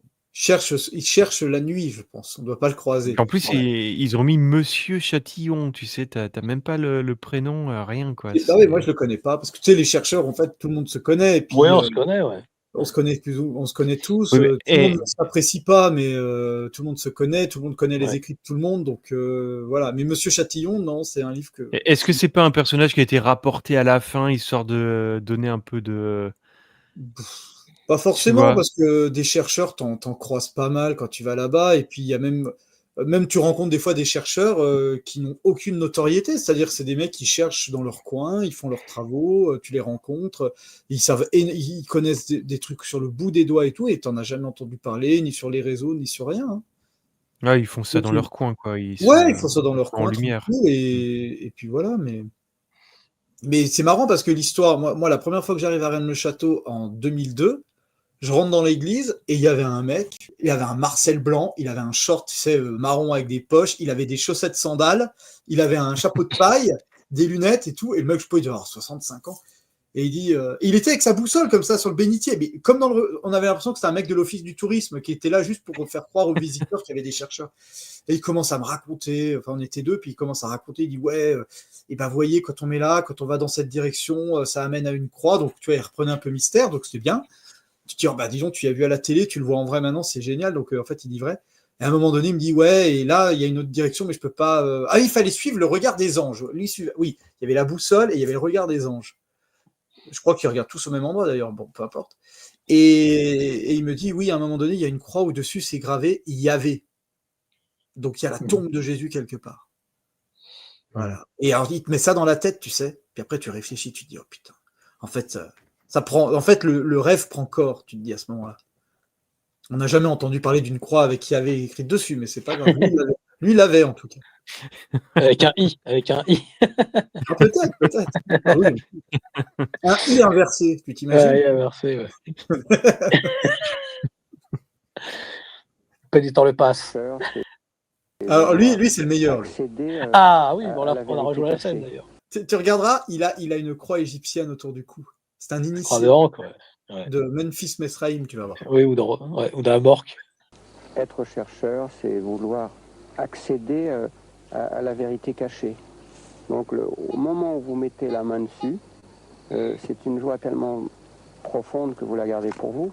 Pardon monsieur, bonjour. Bonjour. On peut vous poser quelques questions? Mais vous pouvez toujours. Qu'est-ce que vous cherchez en ce moment? Je cherche le fabuleux trésor de Rennes-le-Château. Je ne sais pas si c'est moi qui le trouverai, mais parce que je pense qu'il y a beaucoup d'appelés, mais peu d'élus. Et oui, c'est la chute. Il y aura beaucoup d'appelés, peu d'élus. On avait rejoué la scène d'ailleurs, Rudy. On l'avait refait. Ouais. Moi, je l'ai À Rennes-le-Château. J'ai une vidéo inédite où je suis dans la cavité du Bézis et on refaisait la scène, mais je ne peux pas la diffuser malheureusement. Pour cause de droit à l'image. Mais c'est dommage, ouais. C'est une bonne vidéo en tout cas. Et oui. Ah, mais donc, il n'y a pas l'interview après derrière avec Jean-Pierre et. Ah, moi, j'ai que ça, ouais. J'ai pas l'interview d'après. Oui, ça dans l'émission numéro 6, je sais plus, numéro 4. Bah, du coup, non, attends, je dois la voir. Rêver tout le monde, mais vous l'avez vu en regardant ce film, il y a souvent loin du rêve à la réalité, et le chemin qui sépare le rêve de la réalité est parfois semé de nombreuses difficultés. C'est ce que vont d'ailleurs nous confirmer, je dirais, nos chercheurs de trésors. Alors, je les rejoins, nos chercheurs de trésors. Oui, vous l'êtes tous tous les trois un petit peu quand même. Vous, Michel Laflandre, vous êtes collaborateur de Trésor Magazine. Il y a même un magazine qui s'occupe donc de trésors. Aujourd'hui, il y a encore quelque chose à trouver à Rennes-le-Château et dans les environs. Michel Laflandre.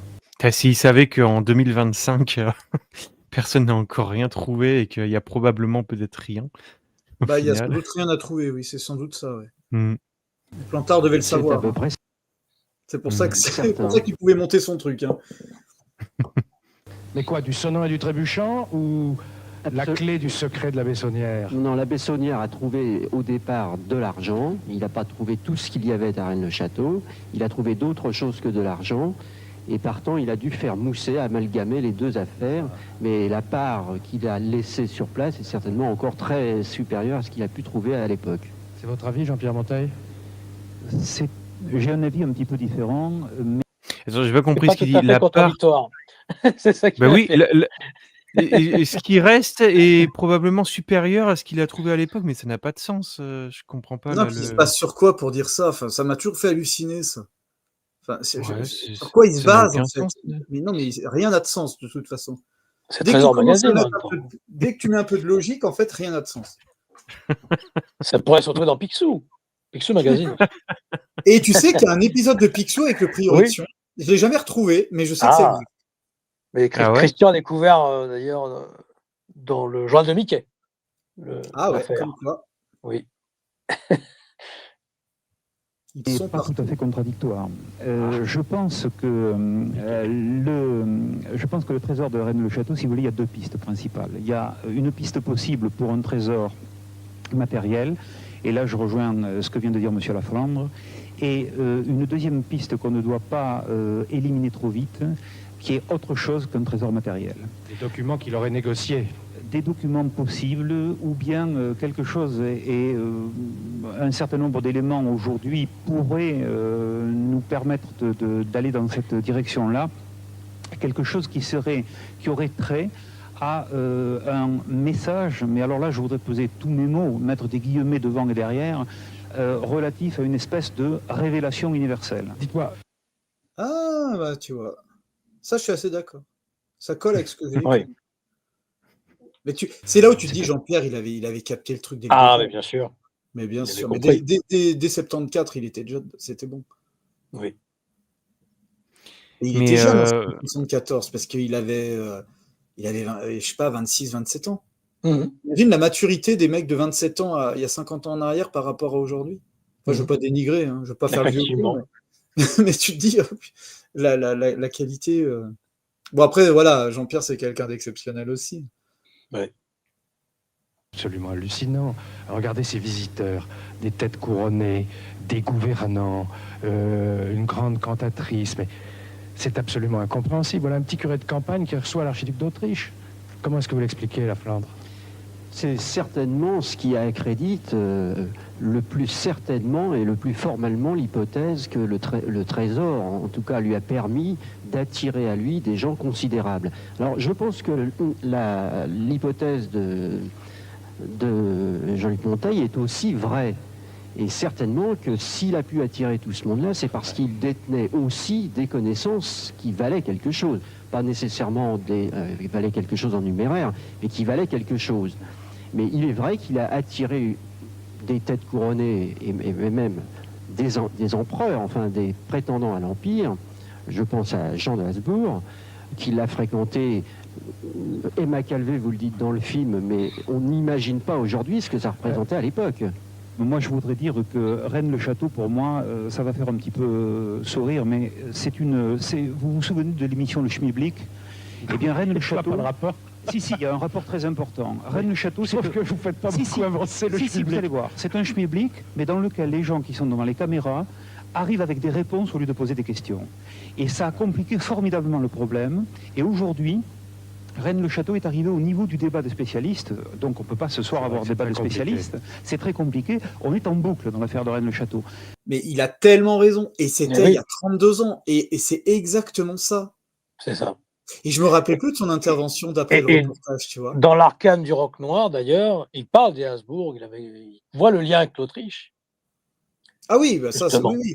Non, mais après, sur son analyse critique de ce qu'est Rennes-le-Château déjà en 92, mais on se rend compte que c'est exactement la même chose aujourd'hui. T'as beau amener des éléments concrets et tout, si les gens ont envie de croire au leg, ils vont croire au leg. S'ils ont envie de croire au grand virage, ils vont croire au grand virage. S'ils ont envie de croire à la maquette d'André Douzet, ils vont croire à ça.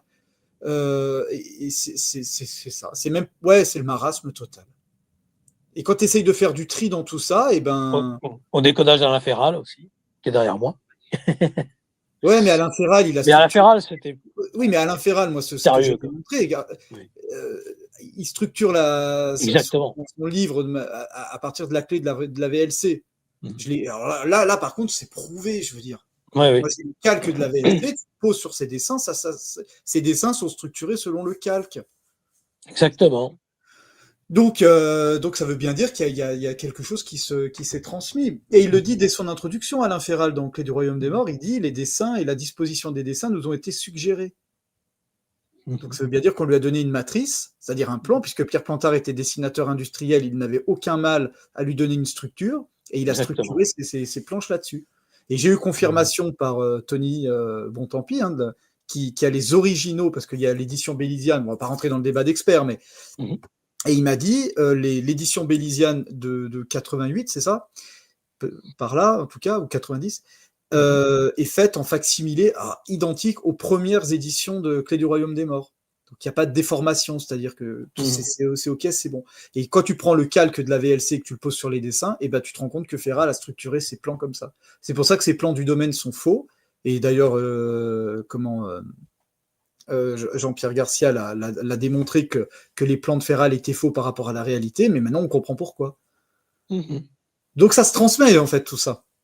Mais je suis très très étonné de la modernité du propos de Jean-Pierre par rapport à l'époque d'aujourd'hui. Ça me fait halluciner. J'avais pas revu ça, tu vois. Et quand il va parler des hellénistes, qu'il faut être latiniste, helléniste, il va le dire après, il a raison.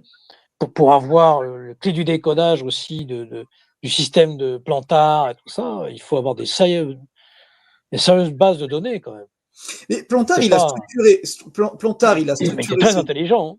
Mais Plantard a structuré ses documents et ses documents apocryphes à partir de la clé de la VLC, de la vraie langue celtique de Boudet. Et ça, c'est. Alors voilà, moi je montre tout ça. Donc on sait que Plantard, quand il arrive à Rennes-le-Château, il a déjà la VLC, il a déjà tout le truc. Et il le sait, donc il peut monter l'histoire qu'il veut, puisqu'il sait très bien que quoi qu'il arrive, on ne trouvera pas de trésor à Rennes-le-Château. Donc les gens vont chercher, vont nourrir les Grégor de manière infinie. Si un jour le cromlech est établi, et aujourd'hui c'est le cas, et tu verras que ça fera pas beaucoup de bruit, puisque moi finalement j'ai publié, ça fait pas plus de bruit que ça, je m'en prends plein la gueule par certains, mais c'est pas grave, puisque de toute façon les faits sont là, donc les faits ils seront là pour l'éternité, maintenant on n'en a plus rien à faire, et tant pis si les gens sont pas contents. Mais enfin certains sont pas contents, moi je me suis, tu sais que je me suis pris des insultes, hein. Je me suis fait insulter en message privé et tout. Allez, c'est un truc de fou. Et ça devient un peu dangereux hein, par moment. Hein. Bon, après, quand tu les as face à toi, ils sont beaucoup plus calmes. Ça, c'est l'avantage. Il paraît qu'il y aurait un... Oui, dis-moi. Je sais pas, mais il paraît qu'il y a un dossier Lobino qui aurait été retrouvé dans un chocolat poulain. Là, je ne sais pas si c'est vrai. Mais qu'est-ce que tu entends par ça? Ah oui, par rapport du à surréalisme magique. Emma Calvet. Oui, mais et tu sais que si tu retournes Emma Calvet, il y a Saint-Sulpice derrière. Oui, on en a parlé. Et je sais qu'il y a Emma Calvet qui apparaît sur une photo, je ne sais pas si c'est celle des chocolats poulains, mais elle a la croix occitane sur sa robe. Et oui. Ouais, tu chercheras. La croix du Sud, Zepfel. Ouais, c'est des symboles qui sont sur sa robe, symboles géométriques. Ah, ces occultistes. Mais aujourd'hui, Rudy, Jean-Pierre Monteil, il en pense quoi de tout ça avec le recul maintenant? Jean-Pierre, c'est quelqu'un qui est toujours à l'écoute, te donnera jamais de réponse toute faite, si tu veux, parce que ça n'a aucun intérêt de donner une réponse toute faite. C'est-à-dire que si c'est bon, à moindre mesure, mais moi j'ai publié ce livre là, L'énigme s'arrête ici, où j'explique et j'expose comment fonctionne la VLC et la finalité de la VLC en partie, parce que moi j'ai pas tous les tenants et les aboutissants. Mais cette révélation, c'est un bien grand mot, mais cette explication du moins, elle est amenée dans un contexte avec un roman et tout ça. Si demain quelqu'un vient et tu lui poses la carte de la VLC, la clé dessus et tu lui dis bah là le Chromelex c'est ça n'a aucun intérêt. Ce qui est intéressant, c'est la démarche et de comprendre le chemin que tu prends, et que quand tu te casses la gueule, quand tu reviens, quand tu continues, puis c'est la leçon que tu en tires. Tu sais, on dit toujours que l'initiation, ce qui est important, c'est la quête, le chemin, et pas la finalité. La finalité n'a aucun sens, en fait, n'a aucun intérêt. Ce qui est intéressant, c'est tout le chemin de formation qui t'y amène. La queste. La queste. Par exemple, je sais pas, il y a un château en haut d'une montagne. Bon, bah, si tu vas en hélico, tu es dans le château, super. Mais en fait, tu es dans le château. Par contre, si tu as galéré à marcher pour y arriver, eh ben, le chemin a fait que tu as peut-être rencontré des gens, tu t'es peut-être pété la gueule, tu t'es peut-être posé, tu as peut-être médité. Et du coup, bah, tu t'es formé. C'est un peu cette idée-là. Jean-Pierre, il est tout à fait dans cette démarche-là. C'est quelqu'un qui sera toujours à l'écoute, avec qui tu peux discuter. Moi, j'ai passé des heures au téléphone avec lui. On a beaucoup discuté, voilà. À Rennes-le-Château, sur place, c'est. Et toi, tu l'as interviewé. On peut discuter des heures, passer des soirées entières à discuter. C'est passionnant. Et en plus, c'est quelqu'un qui a une culture incroyable. Et une humilité. Une connaissance ancienne. Ouais. Personne rare. Mais voilà. Après, ce qu'il en pense, ben, ça, c'est propre à lui. Hein. Je ne peux pas te dire. Ce qu'il dit là ça suffit, je pense, à comprendre un peu sa pensée. Il va te parler d'un trésor matériel puis de quelque chose d'un peu plus universel.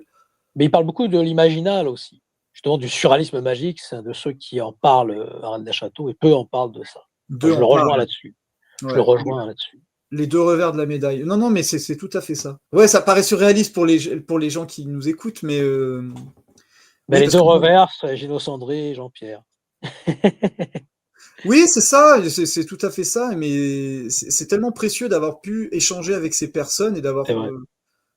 Et en fait, c'est toujours marrant parce que quand tu rencontres Gino Sandry ou que tu rencontres Jean-Pierre Monteil, à la limite, au début, tu te dis, tu vas pouvoir t'entretenir avec eux, bah, tu vas leur dire, bah, alors comment Plantard a connu la VLC? Il y a vraiment un trésor à Rennes-le-Château, tu vois, ou des trucs comme ça, tu vas y aller cash. En fait, pas du tout. Quand tu commences à parler avec eux, bah, finalement, ces questions, elles existent même plus, tu t'en fous, tu vas parler d'autre chose. Ouais. Et c'est ça qui est intéressant. Et finalement, le côté premier degré de cette affaire disparaît assez vite quand tu discutes avec ces gens. Exactement. C'est vrai. On est d'accord, Mike, hein? Oui, je suis tout à fait d'accord. Bah, moi, je suis content. On parle de plein d'autres choses différentes après. Parce que plein de choses sont autour de Rennes-le-Château annexes. Pour comprendre l'affaire de Rennes-le-Château, il faut comprendre tout ce qu'il y a autour aussi. Oui, mais c'est ce que je te disais hier. Tu peux la comprendre. Voilà. Ça dépend jusqu'à où est ton attente par rapport à cette affaire. Si ton attente, elle est qu'on cherche. Si tu veux, si ton attente c'est du premier, second degré, je pense que maintenant tout est publié pour que tu puisses comprendre. Oui. Si après ton intérêt est plus élevé, bah après c'est de plus en plus compliqué. Mais tout dépend ton degré. Il y avait Rouel aussi qui était très j'adore. Qui était très.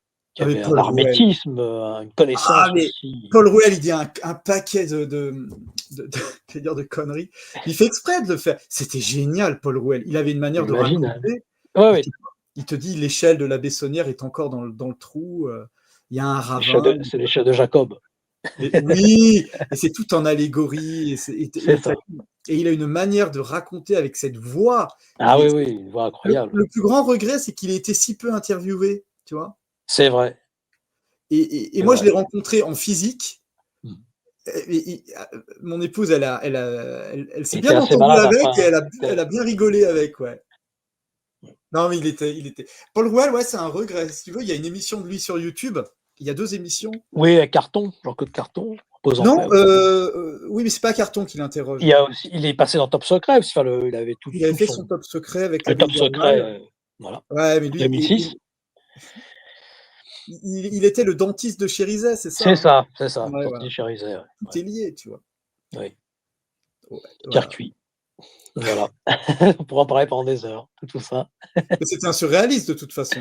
C'est un surréaliste.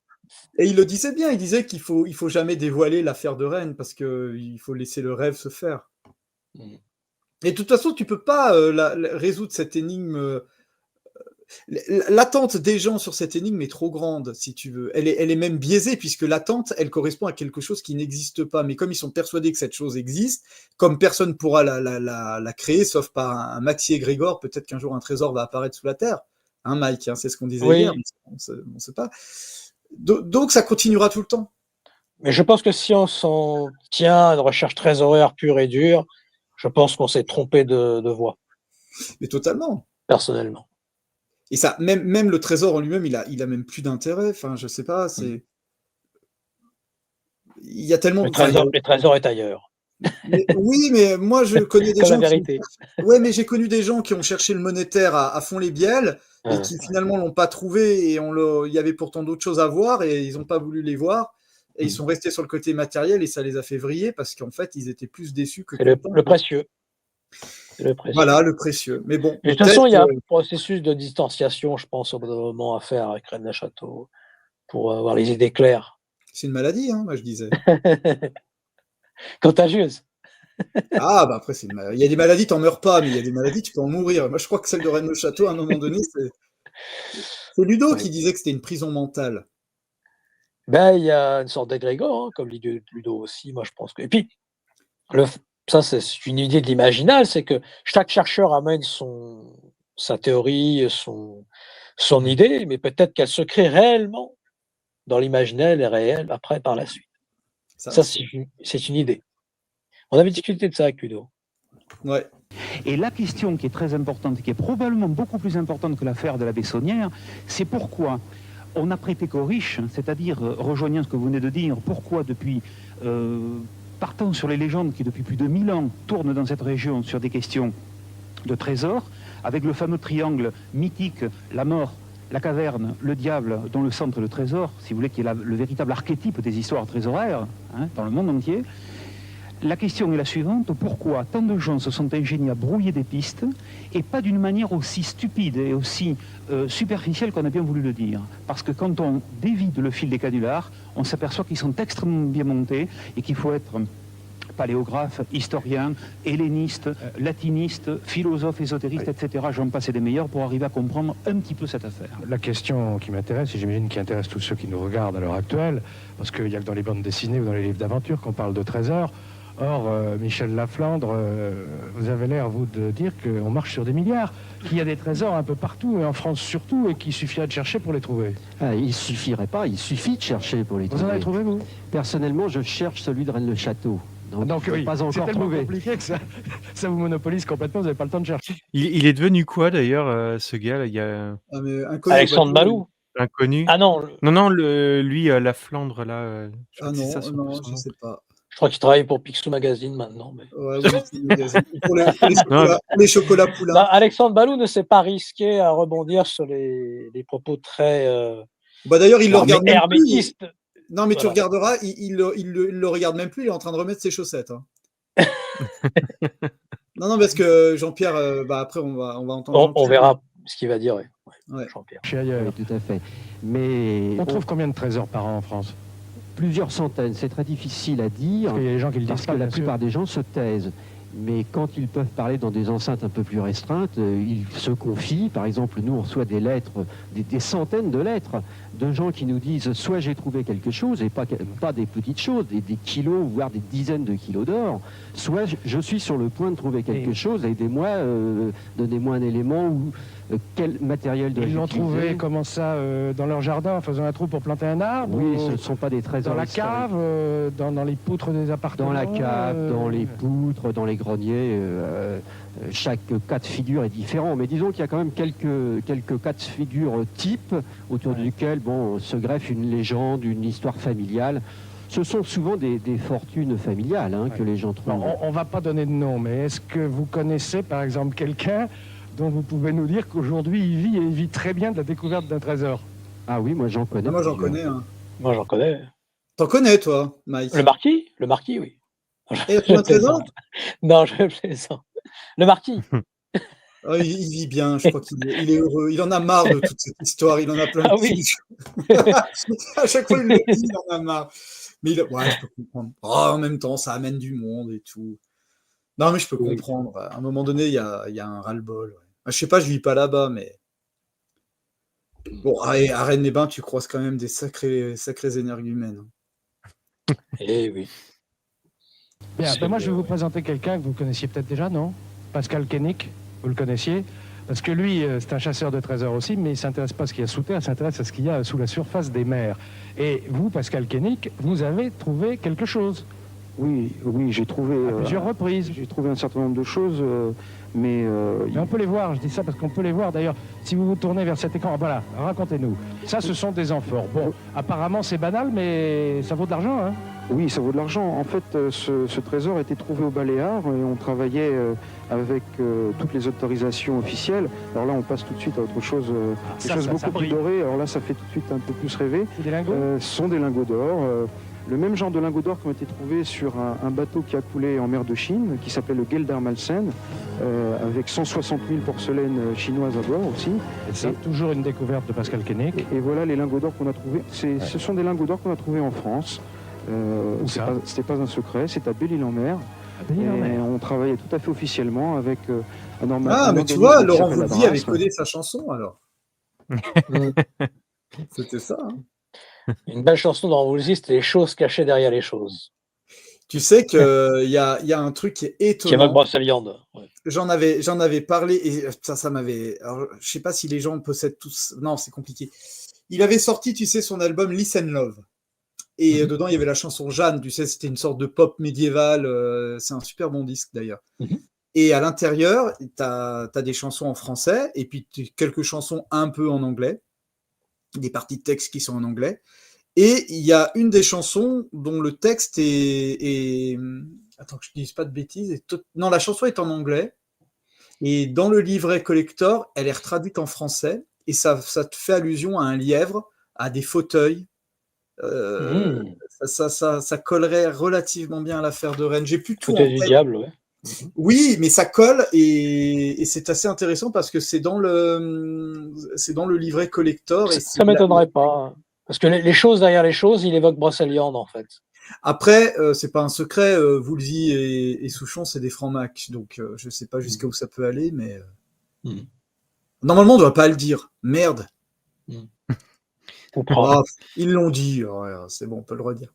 Non, mais voilà, comme quoi l'ésotérisme ou des choses comme ça intéressent toujours un petit peu. Mais ce qui est intéressant, voilà, c'est que c'est en langue anglaise et que le texte est traduit en français. Alors, je sais pas, la langue anglaise, le français, je sais pas, c'est pas une vraie langue celtique, un truc comme ça. Mais toujours est-il que il y a une allusion qui est assez. Je te le retrouverai, Mike, je te l'enverrai. Ouais. C'est assez intéressant. Oui, bon, après les amphores. Mais du coup, à Rennes-les-Bains aussi, ils ont trouvé des amphores romaines dans des grottes. Et peut-être sous la piscine. Sous la piscine, il y avait des trucs aussi. Et cette fameuse histoire en 94 là, de l'armée qui serait venue en face de la piscine aussi, qui a des statuettes. Alors, raconte-nous l'histoire. Qu'est-ce que tu sais de cette histoire qu'il y a derrière la fameuse croix d'Elmas à Rennes-les-Bains? Parce que, bon, là, pour ceux qui nous regardent, on parle de Rennes-le-Château, mais en fait, tout ce qui se passe à Rennes-le-Château se passe à Rennes-les-Bains. Hein. C'est juste en bas, hein. C'est 4 km plus loin. Et à l'entrée du village, il y a la croix d'Elmas, tu sais, la première. Ouais. Et il paraît que derrière, il y avait une grotte. Il y a eu Oui, l'armée serait venue dans la nuit en 94 et ils auraient fouillé, et puis ils auraient tout refermé rapidement. Et le mur aujourd'hui est bétonné, ouais. Voilà, il est bétonné. Ouais. Et il y aurait des ouais. statuettes et on soupçonne même certains ministres qui étaient là, je peux pas citer de nom, mais qui étaient à l'époque dans toutes ces recherches-là, quoi, qui étaient derrière le sang contaminé, tout ça. Voilà. Ok. Qui auraient été liés à toute cette affaire. Ah ouais? Mais ça, on a des preuves ou c'est juste des on-dit Ah, de... c'est des sources, hein, certaines sources. Mais après, Oui, il y a eu quelque chose dans la nuit, ça se dit là-bas, en tout cas. Après, oui. Il y avait Ça, ce serait réel. Ouais, mais est-ce que c'est pas un éboulement du truc qu'il a fallu peut-être consolider rapidement? Enfin, je sais pas. Tu fais pas ça la nuit, à la limite. Hein. Tu bloques la route. Et il y a eu des témoins, semble-t-il, de cette opération. Ouais, il y a eu quelque chose. Après, ce qui est intéressant de savoir, ça serait qu'est-ce qui a été découvert à l'intérieur. Tu sais, Rennes-les-Bains, c'est une ancienne station romaine. Donc, les vestiges romains, tu en trouves là-bas. Dans les caves, il y a encore des colonnes. Là, le bâtiment qu'ils ont retapé, tu sais, qui est en face de la place, là, de Rennes-les-Bains, on voit encore les colonnes romaines. Après, il y a de la mosaïque qui a été trouvée sous la piscine, mais Mike, il connaît mieux par rapport à d'autres choses qui ont été trouvées. Et je pense que la partie la plus intéressante, c'est ce qu'il doit y avoir sous l'église de Rennes-les-Bains. On en avait parlé, il y a une crypte, ça c'est sûr, puisque ça a été rebouché. Et là, ça serait intéressant d'aller voir, parce qu'à mon avis, il doit y avoir des structures anciennes. L'église a dû être construite sur un temple plus ancien. Oui. Ça, c'est intéressant sur le plan historique, tu vois. Et si Boudet a trouvé quelque chose ou quoi, à mon avis, il l'a planqué là-dessous. Il n'y a aucun moyen du tout d'y accéder aujourd'hui Si, il faudrait de la dynamite ou un tracteur ou tu vois, un truc un peu costaud, mais je sais pas. Mais là, non. Oui, on en avait parlé. Non, mais ça c'est quelque chose qui, sur le plan historique, est super intéressant. Il y a eu des travaux dans l'église en 1898, donc un an après que Saunière ait terminé son église. Il y a des travaux qui ont été faits à Rennes-les-Bains, ils ont rebouché le mur. Le mur le mur mitoyen entre l'église et le presbytère, il a été rebouché. J'ai publié la photo. Franchement, si tu vois pas qu'il y avait une porte là, tu as encore la forme de la porte, puis c'est rebouché, puis voilà. Donc il y avait bien un accès entre le presbytère et l'église. Oui, mais alors pourquoi personne ne... Moi, en fait, c'est toujours ça qui m'intrigue, c'est qu'il y a tout ça, mais tu as l'impression que tout le monde a envie de cacher ça, qu'il faut pas le montrer, qu'il faut... Je veux dire, s'il y avait eu un fameux accès, par exemple, à la crypte qui est... Enfin, en tout cas, sous Rennes-les-Bains, là, puisque tu dis que ça a été construit peut-être sur un ancien temple, etc. Ouais. Mais des personnes y ont eu accès peut-être avant les années 90, avant les années 70, tu vois, ils auraient pu... Ah non, parce que si ça a été rebouché en 1898. Ah oui, donc depuis... ouais, ok, d'accord. Du temps de Boudet, donc après c'est fermé, et puis après... depuis, plus personne n'a jamais... Mais Mike, il en sait peut-être plus que moi, mais moi j'ai entendu dire qu'il y avait encore des souterrains et tout, vers la salle des fêtes de Rennes-les-Bains, jusqu'à l'église. Il y a encore des structures... Il y a encore des structures qui sont là-dessous. Après, Rennes-les-Bains, c'est riche, dans le sens que c'est une ancienne station thermale, donc il y a automatiquement des vestiges. Puis il y avait les sources, il y avait tout ça. Hein. Ouais. Oui, après, on en voit des vestiges romains, de toute façon, quand tu arrives à Rennes-les-Bains. Oui. Sur la droite, là, tu sais, tu as ces vieux trucs, là, ces vieux bâtiments, là, que tu peux rentrer dedans, même. Donc voilà, c'est... Je crois mais c'est très intriguant. Hein, en invoquant 3 fois le livre de Trésor du Monde, on a des réponses, il paraît. Ah ouais, c'est ça. On a des sources salées, peut-être. Oui, c'est ça. Ouais, non, mais c'est vrai que c'est très intéressant, effectivement. À savoir, d'ailleurs, même, est-ce que, tu sais, toutes ces vieilles maisons là qu'il y a à Rennes-les-Bains, est-ce qu'il n'y a pas peut-être des accès très village là-dedans? italien, hein. On se croit en Italie, presque. Ouais. Oui, sur ce rocher comme ça, effectivement, ouais, c'est vrai que ça fait un peu italien, ouais. Mais est-ce que de ces maisons, il n'y a pas des accès peut-être très anciens à des caves, des choses comme ça, qui sont peut-être... Ah bah ça, c'est ce qui se dit. Hein. Moi, j'en ai pas vu personnellement, mais oui, ça se dit, bien sûr. Mais Mike, comme il est là-bas plus souvent que moi, il a dû en entendre plus que moi. Mike, t'as jamais visité de choses comme ça, toi, là-bas Pas Rennes-les-Bains, en tout cas. Ok. Ouais. Sous Esperaza, il y a certains souterrains, oui. Ouais. Ouais, mais après, c'est des souterrains de type quoi? Naturels, qui sont creusés avec l'érosion, l'eau, des choses comme ça? Ou tu sens que c'est des souterrains qui ont été manipulés par Ah, l'homme de façon ça, c'est 50-50, hein. Justement, ouais, je pense que les souterrains qui ont été faits de main d'homme, oui, oui, probablement, ouais. OK. Mmh. Ouais, donc c'est des endroits propices à des caches, Bah, il y a toute une de théorie actuellement trésors. sur les souterrains dans le château aussi, enfin, ça fait Ouais, moi, floraison, là. je reste sceptique hein, sur les Oui, souterrains oui, de oui, oui, c'est château, une parce qu'un théorie. souterrain qui partirait de Rennes-le-Château pour aller jusqu'à Custossa, faut une sacrée logistique. Hein. Ouais, parce que quand tu Comme il y vois la a distance entre les 2 châteaux et puis surtout il y T'as vu la a pente un qu'il y aurait sacré là et ah la ouais. pente, ça monte. Ouais. il y a même un petit train qui pourrait aller sous la mine d'Alet, il paraît. Ah oui, mais ça, oui, mais c'est une mine, donc ça, c'est encore possible. Il y a un petit train souterrain qui relie Rennes-le-Château pour, Ah oui, oui, ils finiront Mmh. bien par le faire. on n'est C'est pas vrai rendu. que, imaginer un souterrain qui relie Custossa à Rennes-le-Château, là, c'est compliqué quand même parce que c'est vrai que tu as une Ah sacrée bah, distance et puis, t'as un et puis va dénivelé, après t'as encore la salle qui passe, tu vois, il ah faudrait puis va creuser. creuser là-dedans, quoi. C'est un truc de fou, ouais. Ouais, mais même une faille naturelle avec le temps, les mouvements de terrain. Déjà que ça s'effondre Mmh. autour de Rennes-le-Château, t'imagines jusqu'à Custossa? Puis Mmh. pour faire quoi? Pour relier deux églises? Je Qui est vois pas. fermée d'ailleurs, hein. Moi, la dernière fois que j'y suis allé, elle était fermée, l'église de Custossa. Ah, mais elle est tout le temps fermée. Elle est tout le temps fermée. Ah ouais? Non, mais là, elle était fermée, genre, il y a marqué danger, je sais pas quoi, effondrement, Oui, parce oui, il y a la crypte dessous. alors que ça y était pas là avant. Et d'ailleurs, ils ont même retiré, je sais pas si j'en avais parlé, Rudy, ils ont retiré la plaque aussi qui était sur le presbytère. Là, ça m'a Ouais, étonné. Je me suis dit, tiens, c'est bizarre, ils ont tout retiré. je sais pas. Je suis pas Comme retourné. à Cassagne, elle est souvent fermée, l'église aussi. Enfin, il y a beaucoup d'églises fermées, hein, qui sont Ah intéressantes, bah, hein. ouais, ça, c'est la France, hein, parce qu'il y a du pillage, donc c'est normal. Ouais, c'est vrai. Ouais. Bah, encore dans les années 80-90, c'était souvent ouvert, hein. Les églises, tu rentrais dedans sans problème. C'est vrai qu'après, ça a commencé à être vraiment fermé, etc. Et c'est. Mais celle-ci, ouais, je crois que la dernière fois sur Custossa, il y avait marqué que c'était vraiment genre danger, fallait pas s'en approcher, etc. C'était limite en train Mmh. de s'effondrer, quoi. Ouais. Du coup, Ouais. on n'a pas écouté Jean-Pierre? Ah Mais oui, on va Jean-Pierre Montet, l'écouter alors. il dit. Ah oui, Oui, l'audio. On L'audio. va l'écouter, oui. Attends, je vais l'afficher En l'audio. fait, je lui ai posé. En fait, tout simplement, c'est que pour faire cette émission, je me suis permis de le contacter et lui poser certaines questions par rapport au reportage. Et il m'a fait un vocal qui est tellement intéressant. Je lui ai demandé si on pouvait le diffuser. Il m'a donné son accord. Donc, comme ça, tout le monde pourra profiter de ses réponses 32 ans plus tard. Oui. Et c'est Eh ben, bien écoutez, aussi que les gens soient encore là et puissent encore partager. eh ben, on écoute ça alors. Alors écoute, je vais répondre à peu près à tes questions. Je garde un excellent souvenir de ce tournage qui était d'ailleurs improvisé puisque l'équipe de TF1 est arrivée sur place, ils ont cherché quelqu'un et en fait c'est des copains qui les ont dirigés vers moi à l'époque, donc en disant Jean-Pierre Montet peut sans doute vous répondre, donc voilà. Ça s'est passé comme ça, et très bien le tournage lui-même, aucune consigne particulière, pas de pilotage, rien du tout.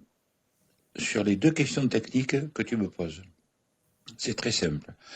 Pour ce qui concerne le décodage de la stèle de la Marquise, c'est moi qui l'ai fait. Je l'avais exposé dès 1975, c'est-à-dire à la sortie de mon premier livre, mais il figure en toutes lettres dans mon second. Donc dans mon deuxième livre, c'est-à-dire le dossier secret de Rennes-le-Château, qui est sorti chez Belfond, le noir, celui qui a eu le plus de succès d'ailleurs à l'époque, il y est en toutes lettres dedans, reproduit, etc. Ça, c'est la première des choses. Quant à la question concernant les traits, les triangles, etc., ça figure à la fin de mon premier livre. C'est une tentative personnelle que j'avais faite. À l'époque, personne ne faisait de lien, ne reliait pas les monuments, etc. Moi, j'avais un petit peu au petit bonheur relié des églises, etc. Bon, ça vaut ce que ça vaut, ça a le mérite d'antériorité, c'est tout. Donc ces deux choses-là sont effectivement des découvertes tout à fait personnelles, et il n'y a pas que celle-là d'ailleurs à l'époque. À l'époque, j'ai fait beaucoup de découvertes dont la plupart des gens ne savent même pas que c'est moi qui les ai faites, et tel que le deuxième chemin de croix, bien sûr, de Rennes-le-Château. Que te dire d'autre? Non, en anecdote, il n'y en a pas eu particulièrement, si ce n'est que une fois en plateau, c'est-à-dire plusieurs mois après, bon, ça s'est bien passé avec Alexandre Balou, mais qu'on a fait une petite prise de bec tous les deux parce que à un moment donné, j'ai été obligé de le recadrer parce qu'il voulait pas me laisser m'exprimer assez longuement, et il m'avait lancé sur une question où il fallait une réponse assez longue. Donc si tu observes bien la vidéo, tu verras qu'à un moment donné, il y a une petite, à peine, hein, ça se joue un dixième de seconde, mais il y a une petite friction entre nous deux. Je lui reprends la parole et je reprends la main dans l'interview, quoi. Voilà. C'est tout. Si une anecdote rigolote peut-être. J'étais monté sur Paris, à l'époque il faisait chaud, j'avais pas de veste, et la veste que j'ai sur le plateau n'est pas à moi, c'est celle du réalisateur qui avait réalisé quelques mois auparavant le film, qui me l'a prêté puisqu'il était là, il me dit, je vais te passer une veste, etc. Voilà. Mais c'est tout, c'est la seule anecdote, tu vois. Tout le reste, c'est parfaitement bien passé, quoi. Voilà. Donc tu vois, Et voilà. Mike, il a bien répondu, parce que moi je me posais la question de savoir d'où venaient les théories que Mystère développait. En fait, c'était bien les siennes. Et oui. Ouais, mais c'est dommage que tu vois, sur le final, il explique bien que Balou voulait pas trop le laisser parler. Enfin, tu vois, c'est un peu bizarre quand même ce truc de. Tu sens que c'est vraiment le truc de télé, quoi. Tu vois, ils ont fait C'est le venir grand public. Ouais, C'est voilà. un peu trop intellectuel ou un peu trop. Il leur a parlé de trésor, ça suffit, tu vois. Faut pas leur expliquer que c'est un truc qui peut aller plus loin. C'est ça. D'ailleurs, ils vont même pas sur Boudet, ils vont pas sur Gélis, ils restent vraiment. C'est trop compliqué. Oui. Ça devenait trop compliqué pour lui. Mais il fallait recentrer sur le trésor. Il n'y a que ça qui compte. Ouais, c'est le trésor, Rennes-le-Château. C'était le but, de toute façon, d'émission. Et c'est vrai que quand il parle de Rennes-les-Bains, à aucun moment il parle de l'abbé Boutet, du livre. Enfin, est-ce que tout ça d'ailleurs c'était quand même pris en compte à l'époque ou pas du tout? Est-ce qu'on liait Boudet? Ouais. Si, parce que Plantard dès 67, il parle de Boudet. Il a pas de raison d'en parler, mais il en parle. La production ont dû bien se renseigner, mais ils n'ont mis en avant que ce qui était bankable. Quand tu regardes le Grand Virage en 1h38, c'est le hasard, hein, mais en 1h38, ils ne traitent pas de Boudet. Imagine en 12 minutes sur TF1, un soir de prime time, c'était normal à la limite qu'ils aillent pas plus loin. Ouais. Puis Boudet, c'était un sujet qui était vaporeux à l'époque. Oui. Maintenant, c'est autre chose, mais voilà, pour l'époque, c'était trop, je pense. Ouais. Ouais, ça rendait le truc un peu compliqué. Là, on te dit, il a trouvé un trésor, il y a peut-être encore des restes sous le Rennes-le-Château, basta, tu vois. C'est bien parce que du coup, nous, on s'y est tous intéressés par cette émission, on a lu des bouquins, on a découvert Boudet, on a découvert Gélis, on a découvert tout ça, donc on s'est dit, tiens, l'histoire, elle est vraiment immense, et c'est là que la maladie commence à te gangréner le cerveau. Parce que tu te dis, mais c'est pas possible, comment toutes ces choses... Et l'effet mystère, enfin l'effet de ce petit document a eu un impact énorme quand même, c'est sûr. Ah bah oui, je pense que ça a marqué énormément de personnes. Hein. Oui. C'est clair. Hein. Tu sais, c'est comme le mystère de Oak Island en nouvelle. C'est pareil, hein, c'était dans le Digest Reader, je crois, un truc comme ça. Reader Digest, je sais plus. Reader's Digest. Et du coup, c'est pareil, plein de gamins se sont mis en tête d'un jour potentiellement découvrir le fin mot de l'histoire, ce qui est d'ailleurs en train d'être fait en ce moment avec les deux frères là. J'ai oublié comment ils s'appellent là, mais ils ont racheté l'île et tout. Tu vois, tu te dis c'est fou. Comment ça peut partir de pas grand-chose. Vous excuserez, hein, les joies du direct. C'est gros chat. J'ai le chien qui est monté en haut et qui s'est pris le bec avec le chat. Voilà. Ah mince. Voilà, t'es immortalisé sur YouTube. C'est gros chat. Téléchat. Mais c'était des chats, ouais. C'est gros chat. C'est complètement ça, ouais. Bon, excusez-moi, j'ai pas suivi la discussion du coup. Non, on parlait d'Oak Island. On parlait d'Oak Island et que c'était un peu le même cas que Rennes-le-Château, c'est-à-dire que il suffit que ça soit diffusé quelque part. Donc nous, en l'occurrence, c'était TF1, mais Oak Island, ça a été dans un magazine aux États-Unis. Et du coup, des gens sont tombés amoureux de l'histoire au point d'y consacrer presque leur vie, tu vois. Et Rennes-le-Château, ça a été pareil. Et l'impact de ce document aussi fait qu'il n'y a pas Internet à l'époque. de mystère. Et donc, forcément, les gens l'enregistraient en VHS, ça se filait sous le manteau, peut-être, et c'était exclusivité, puis on ne pouvait plus le retrouver. Ah, tu l'as loupé. Ouais. Il y avait ça aussi, je pense, pour beaucoup. Ils l'ont qui diffusé 2 découvraient fois, quand même. Hein. Oui. Mais qui, pour beaucoup, découvraient, ils ne pouvaient pas, à part lire, ils n'avaient aucune information autre, quoi. En compte, moi, j'avais même pas le nom. Donc, ça a été encore plus compliqué. Eh oui. Donc, je cherchais dans les rayons ésotérisme et tout. Et on trouvait pas grand-chose en littérature sur Rennes-le-Château dans les années... avant les années 2000, il y a 25 ans en arrière, c'était pas évident de trouver quelque chose. Il n'y avait pas vraiment Internet, fallait vraiment aller dans les librairies. C'est ça. Donc voilà, l'offre, elle était très, très... C'est un truc bien précis, ouais. C'est clair. Ça l'est encore aujourd'hui, c'est un truc de niche. Hein. Oui, mais ça l'était encore plus à l'époque. Ouais, maintenant, ça l'est, parce que moi, j'ai tenté d'écrire un livre vraiment grand public, tu vois, vraiment pour toucher le plus grand public possible. Vraiment, les gens même qui connaissent pas du tout l'affaire peuvent lire ce bouquin et comprendre énormément de choses.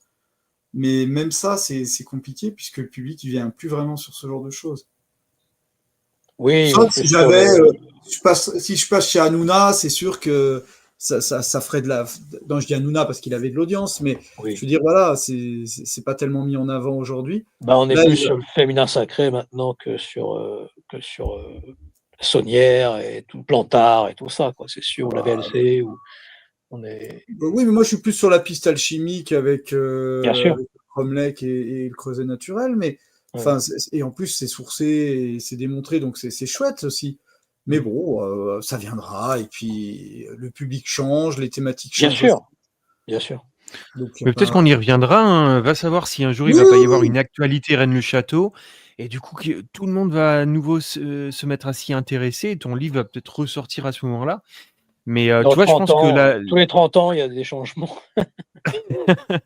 Non, mais il suffirait qu'il y ait un nouveau Da Vinci Code, tu vois, un nouveau truc comme ça, et puis du coup tout le monde se repassionne pour ces idées, ces histoires-là, quoi, tu vois. Donc, on voit bien que ça va crescendo, l'histoire dans le château. C'est 62, 82, on va par 20, quoi.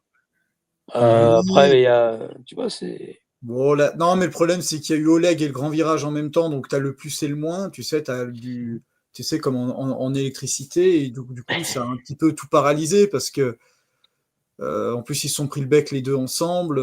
Voilà, c'est une période. Il n'y a rien eu pendant 3-4 ans, à part les livres de François Lange, et puis un peu Valais avec Chanterac et tout. Il n'y a pas eu de grande...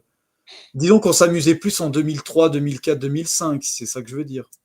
Et puis, puis après, les gens, tu sais, les gens, ils se désintéressent aussi, mais c'est normal, c'est un sujet qui est évolutif, mais il y a toujours les vieilles vidéos qui traînent, il y a les vieilles théories qui traînent, donc les gens, ça dépend ce qu'ils ont vu, ce qu'ils ont lu, du coup, ils restent sur les vieilles théories. Et généralement, quand tu vas te balader là-bas, tu entends des gens parler, ils reviennent encore sur la légende et tout ça. Oui, tu te rends compte, il a trouvé un trésor, voilà. Et ça évolue.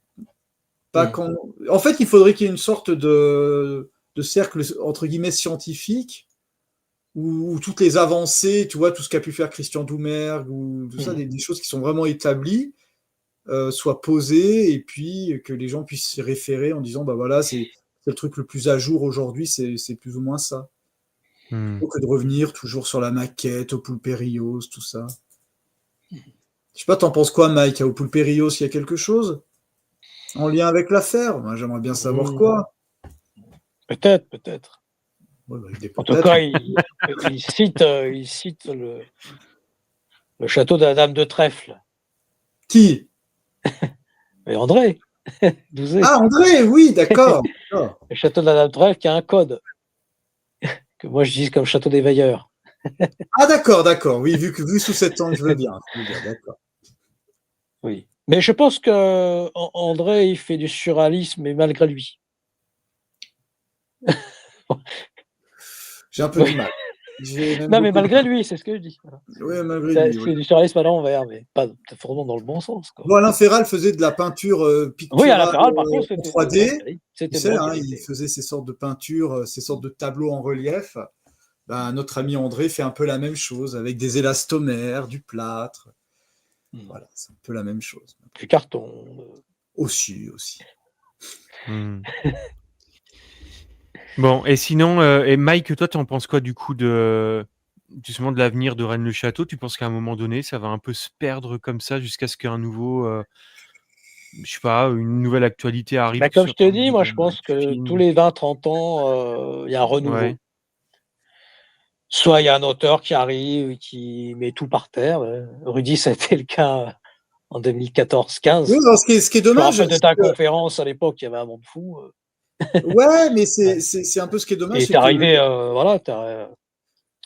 Ouais, je suis arrivé à un moment où ça marchait bien, c'est vrai, mais le livre que j'ai fait aujourd'hui est bien plus qualitatif et beaucoup plus structuré et beaucoup plus fondé que ce que j'ai pu faire avant, puisque ce que j'ai fait avant était encore un peu imbibé du mythe.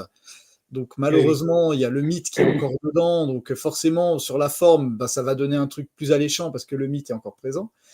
Par contre, celui que j'ai fait là est nettoyé, est loin du mythe, justement, du mythe plantardien, on va dire post-67, mais il est beaucoup plus à l'origine de ce qu'est réellement cette affaire, et donc il est beaucoup plus intéressant et beaucoup plus fondé. Donc ce livre va avoir une vie à un moment donné, c'est obligé. Ça a eu un petit peu là parce que c'est sorti, et à un moment donné, il aura une vie, puisque, sans prétention, mais si les gens travaillent sérieusement sur cette affaire, ils viendront forcément à ce livre. Parce que c'est le décodage de la VLC qui fonctionne. Même si, disons que le monument celtique est révélé tel que Boudet nous le demande de le faire. C'est ce qu'on discutait hier. Il est sur la forme, il est là, sur le fond et sur sa fonctionnalité. Certaines personnes seront plus à même de dire ce qu'il en est. Moi, j'ai pas les connaissances d'occultistes assez poussées pour l'instant pour pouvoir expliquer clairement ces choses-là. Et encore, tu sais qu'en alchimie, on doit dévoiler sans dévoyer. Donc là, c'est dévoilé, comme ça tu ne le sera pas disais, dévoilé. dans la VLC, il y aura peut-être certains noms qui vont sortir. Voilà. Mais on n'en dit pas plus. Oui, puis de toute façon, si les choses doivent se faire, elles se font. Ça, le coup de la providence, ça c'est quelque chose sur lequel j'ai toujours cru. Je pense clairement qu'on rencontre les bonnes personnes au bon moment pour certaines choses. Et moi, j'ai un ami qui m'a dit, la matrice, par rapport à une personne que j'ai connue, cet ami m'a dit, la matrice te l'a donnée, la matrice te l'a repris. Voilà. Oui. C'est un peu ça. Je pense qu'il y a une forme de providence. À un moment, les choses doivent se faire et elles se font. Et de toute façon, c'est une histoire qui, normalement, n'était pas faite pour le grand public. On est d'accord, Mike? L'affaire de Rennes-le-Château, vraiment dans son entièreté, n'était pas du tout faite pour le grand public. Et la VLC n'était même pas faite pour le grand public. Il y a un livre intéressant, c'était de Mathieu Paoli, Les dessous d'une ambition politique. Ouais. Nouvelle révélation sur les trésors du Razès et des Gisors. C'est un livre intéressant, mais qui parle justement de cette histoire de récupération de Rennes-le-Château, peut-être par le Jalpina, les Genevois. C'est quoi ce livre? Moi, je ne le connais pas. Il est assez ancien, hein. Mais voilà, je conseille celui-là pour avoir une grille de lecture différente. En ce qui concerne peut-être justement l'apport extérieur de certaines sociétés qui auraient pu monter en tout cas toute cette affaire. Enfin, je parle de Plantard et de Rennes-le-Château, et qu'en fait, ça viendrait peut-être justement de Suisse et d'ailleurs. C'est possible. Voilà. Mais tu sais que le duc de Blanchefort dit dans le reportage du Trésor au Vertige, à la fin, il conclut en disant « Il y a un jeu, il y a une vraie histoire. » Et ben c'est ça. Il y a un jeu, il y a une vraie histoire. Mais le jeu est devenu tellement énorme et les fantasmes sont devenus tellement gros que de révéler le Cromlech et de révéler comment fonctionne la VLC, c'est malheureusement pas assez gros par rapport aux attentes qu'en ont les gens. C'est tout le problème. Oui. Parce que les gens aimeraient qu'on découvre sous le Cardou ou n'importe où une nécropole dans laquelle il y aurait Excalibur, la navette de Roswell, le trésor des Templiers de Blanche de Castille, le trésor de Salomon, un temple rond, tu vois, des souterrains. L'autopsie de la Bessonnière. Hein? L'autopsie de la Bessonnière filmée. La Bessonnière filmée, tu vois, un chemin de croix Document en or. secret, un document interdit nouveau.